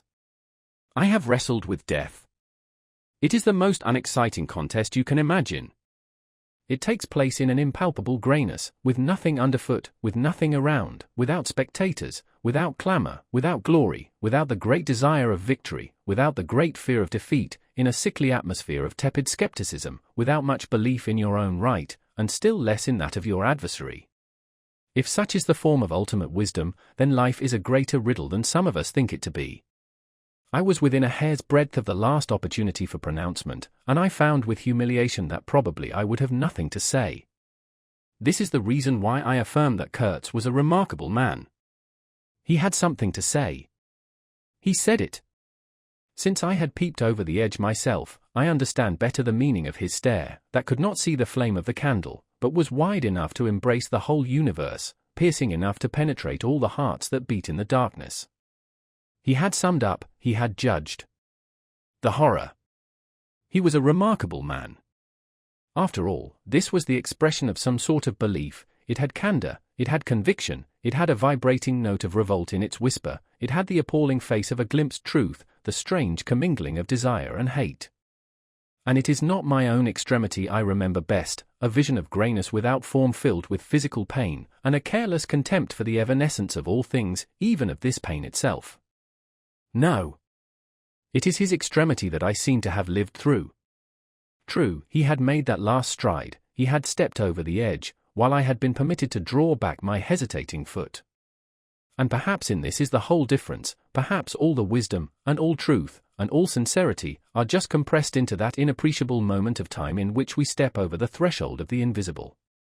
Perhaps. I like to think my summing up would not have been a word of careless contempt. Better his cry, much better. It was an affirmation, a moral victory paid for by innumerable defeats, by abominable terrors, by abominable satisfactions. But it was a victory. That is why I have remained loyal to Kurtz to the last, and even beyond, when a long time after I heard once more, not his own voice, but the echo of his magnificent eloquence thrown to me from a soul as translucently pure as a cliff of crystal. No, they did not bury me, though there is a period of time which I remember mistily, with a shuddering wonder, like a passage through some inconceivable world that had no hope in it and no desire. I found myself back in the sepulchral city, resenting the sight of people hurrying through the streets to filch a little money from each other, to devour their infamous cookery, to gulp their unwholesome beer, to dream their insignificant and silly dreams. They trespassed upon my thoughts. They were intruders whose knowledge of life was to me an irritating pretense, because I felt so sure they could not possibly know the things I knew. Their bearing, which was simply the bearing of commonplace individuals going about their business in the assurance of perfect safety, was offensive to me like the outrageous flauntings of folly in the face of a danger it is unable to comprehend. I had no particular desire to enlighten them, but I had some difficulty in restraining myself from laughing in their faces so full of stupid importance. I dare say I was not very well at that time. I tottered about the streets, there were various affairs to settle, grinning bitterly at perfectly respectable persons. I admit my behavior was inexcusable, but then my temperature was seldom normal in these days. My dear aunt's endeavors to nurse up my strength seemed altogether beside the mark. It was not my strength that wanted nursing, it was my imagination that wanted soothing. I kept the bundle of papers given me by Kurtz, not knowing exactly what to do with it. His mother had died lately, watched over, as I was told, by his intended. A clean-shaved man, with an official manner and wearing gold-rimmed spectacles, called on me one day and made inquiries, at first circuitous, afterwards suavely pressing, about what he was pleased to denominate certain documents. I was not surprised, because I had had 2 rows with the manager on the subject out there. I had refused to give up the smallest scrap out of that package, and I took the same attitude with the spectacled man. He became darkly menacing at last, and with much heat argued that the company had the right to every bit of information about its territories. And said he, Mr. Kurtz's knowledge of unexplored regions must have been necessarily extensive and peculiar, owing to his great abilities and to the deplorable circumstances in which he had been placed. Therefore, I assured him Mr. Kurtz's knowledge, however extensive, did not bear upon the problems of commerce or administration. He invoked then the name of science. It would be an incalculable loss if, etc., etc. I offered him the report on the suppression of savage customs, with the postscriptum torn off. He took it up eagerly, but ended by sniffing at it with an air of contempt. This is not what we had a right to expect, he remarked. Expect nothing else, I said. There are only private letters. He withdrew upon some threat of legal proceedings, and I saw him no more, but another fellow, calling himself Kurtz's cousin, appeared 2 days later, and was anxious to hear all the details about his dear relative's last moments. Incidentally, he gave me to understand that Kurtz had been essentially a great musician. There was the making of an immense success, said the man, who was an organist, I believe, with lank grey hair flowing over a greasy coat collar. I had no reason to doubt his statement, and to this day I am unable to say what was Kurtz's profession, whether he ever had any, which was the greatest of his talents. I had taken him for a painter who wrote for the papers, or else for a journalist who could paint, but even the cousin, who took snuff during the interview, could not tell me what he had been, exactly.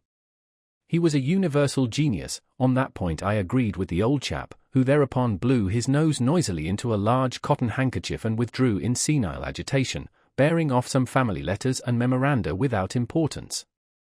Ultimately a journalist anxious to know something of the fate of his dear colleague turned up.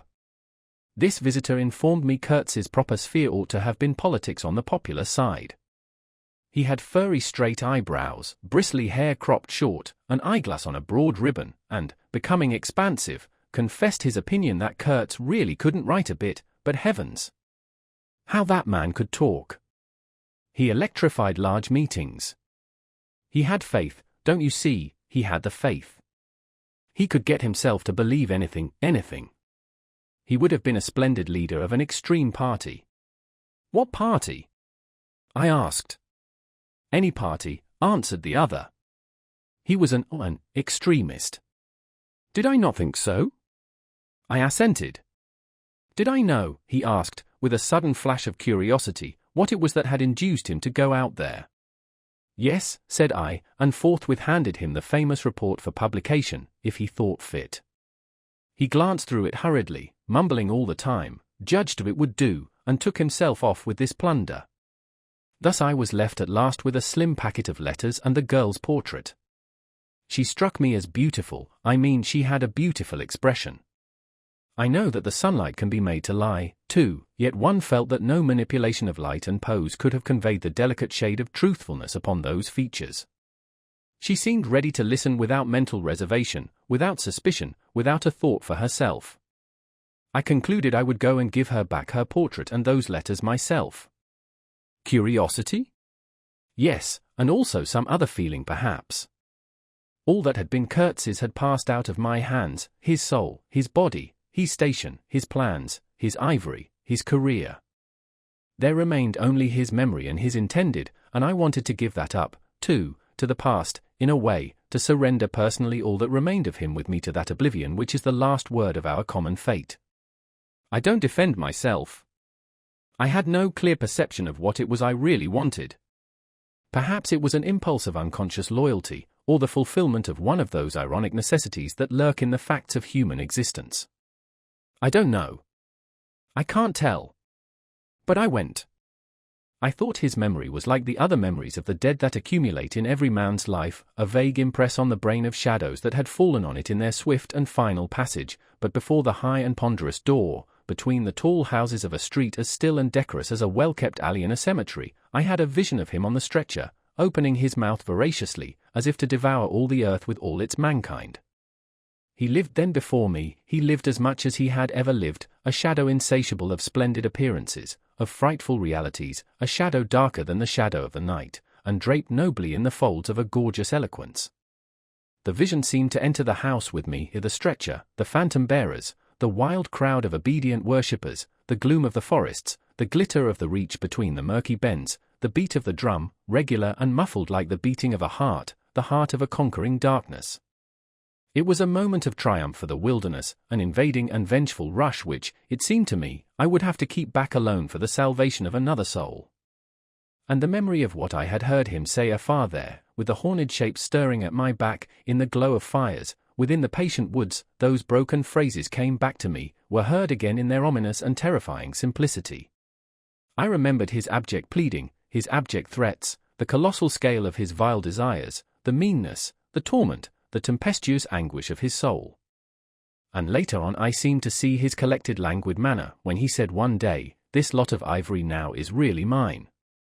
The company did not pay for it. I collected it myself at a very great personal risk. I am afraid they will try to claim it as theirs though. It is a difficult case. What do you think I ought to do, resist? I want no more than justice." He wanted no more than justice, no more than justice. I rang the bell before a mahogany door on the first floor, and while I waited he seemed to stare at me out of the glassy panel, stare with that wide and immense stare embracing, condemning, loathing all the universe. I seemed to hear the whispered cry, the horror. The horror. The dusk was falling. I had to wait in a lofty drawing room with 3 long windows from floor to ceiling that were like 3 luminous and bed-draped columns. The bent gilt legs and backs of the furniture shone in indistinct curves.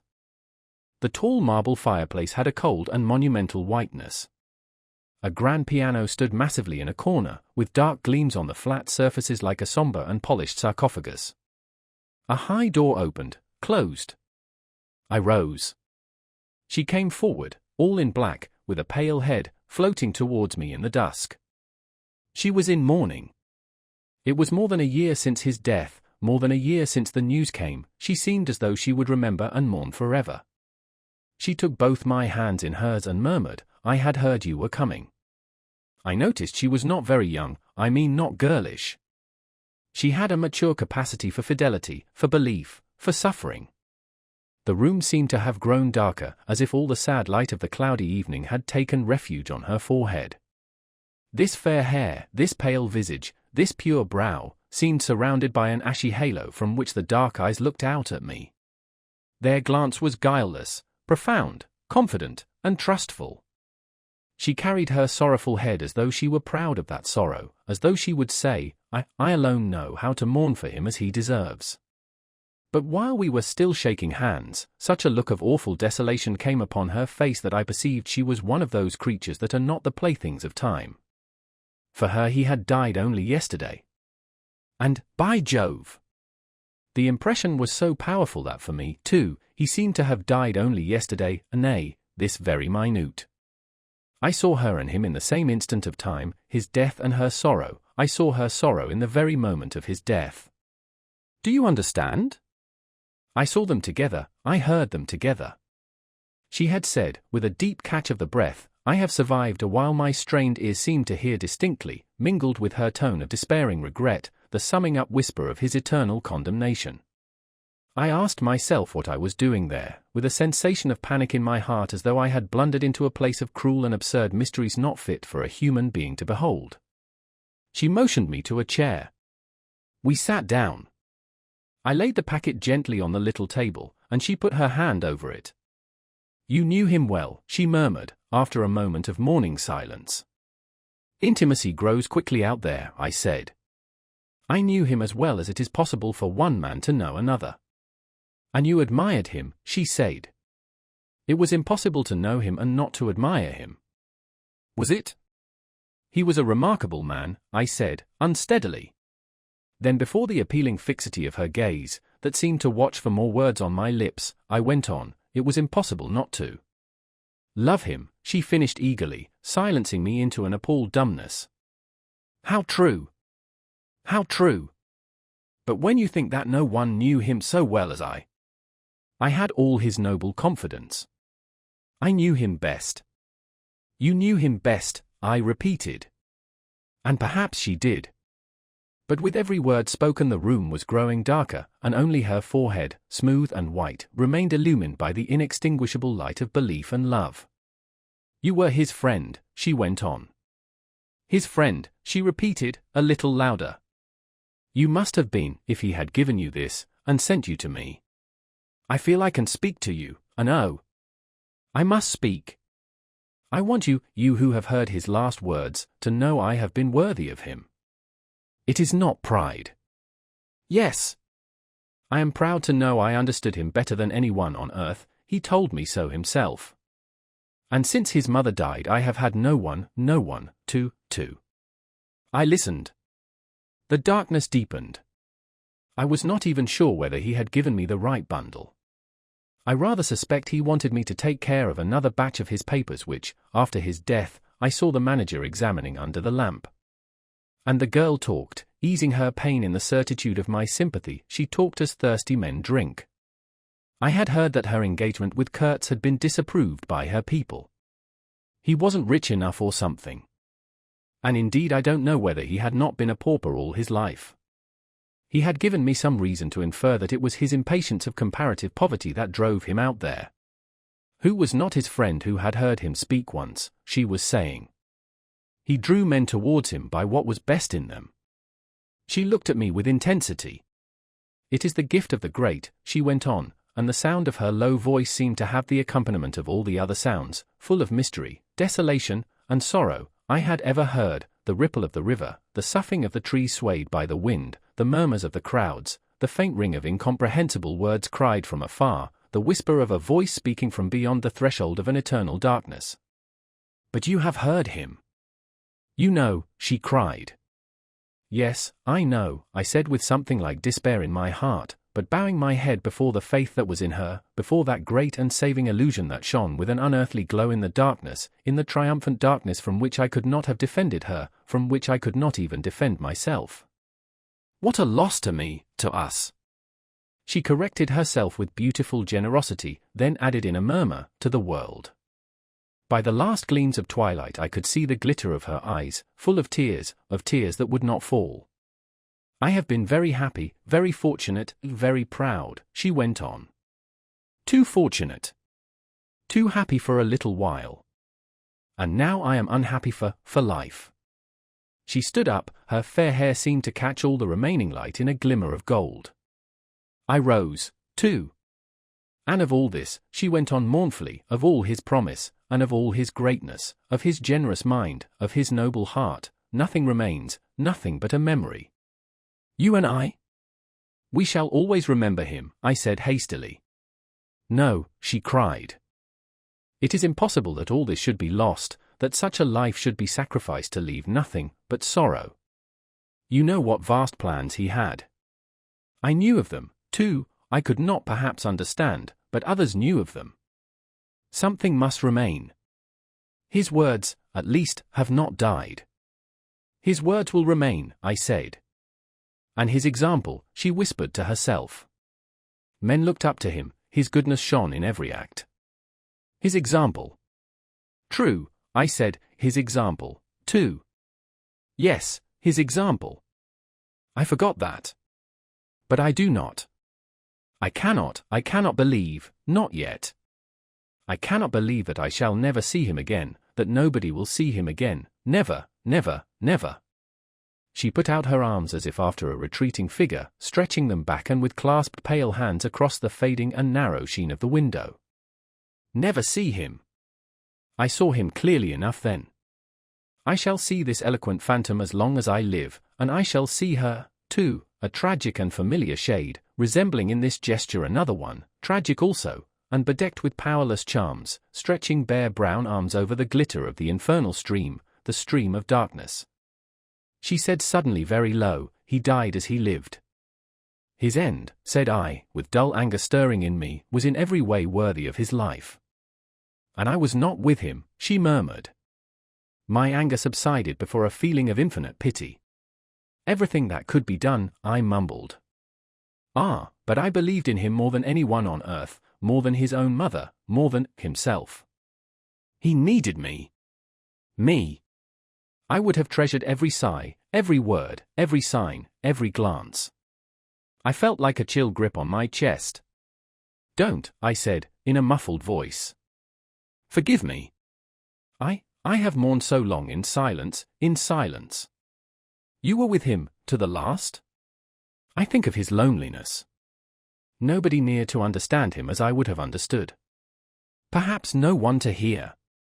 To the very end, I said, shakily. I heard his very last words. I stopped in a fright. Repeat them, she murmured in a heartbroken tone. I want, something, to live with. I was on the point of crying at her, don't you hear them? The dusk was repeating them in a persistent whisper all around us, in a whisper that seemed to swell menacingly like the first whisper of a rising wind. The horror. The horror. His last word, to live with, she insisted. Don't you understand? I loved him, I loved him, I loved him. I pulled myself together and spoke slowly. The last word he pronounced was, your name. I heard a light sigh and then my heart stood still, stopped dead short by an exulting and terrible cry, by the cry of inconceivable triumph and of unspeakable pain. I knew it, I was sure. She knew. She was sure. I heard her weeping, she had hidden her face in her hands. It seemed to me that the house would collapse before I could escape, that the heavens would fall upon my head. But nothing happened. The heavens do not fall for such a trifle. Would they have fallen, I wonder, if I had rendered Kurtz that justice which was his due? Hadn't he said he wanted only justice? But I couldn't. I could not tell her. It would have been too dark altogether. Marlow ceased, and sat apart, indistinct and silent, in the pose of a meditating Buddha. Nobody moved for a time. We have lost the first of the ebb, said the director suddenly. I raised my head. The offing was barred by a black bank of clouds, and the tranquil waterway leading to the uttermost ends of the earth flowed sombre under an overcast sky, seemed to lead into the heart of an immense darkness.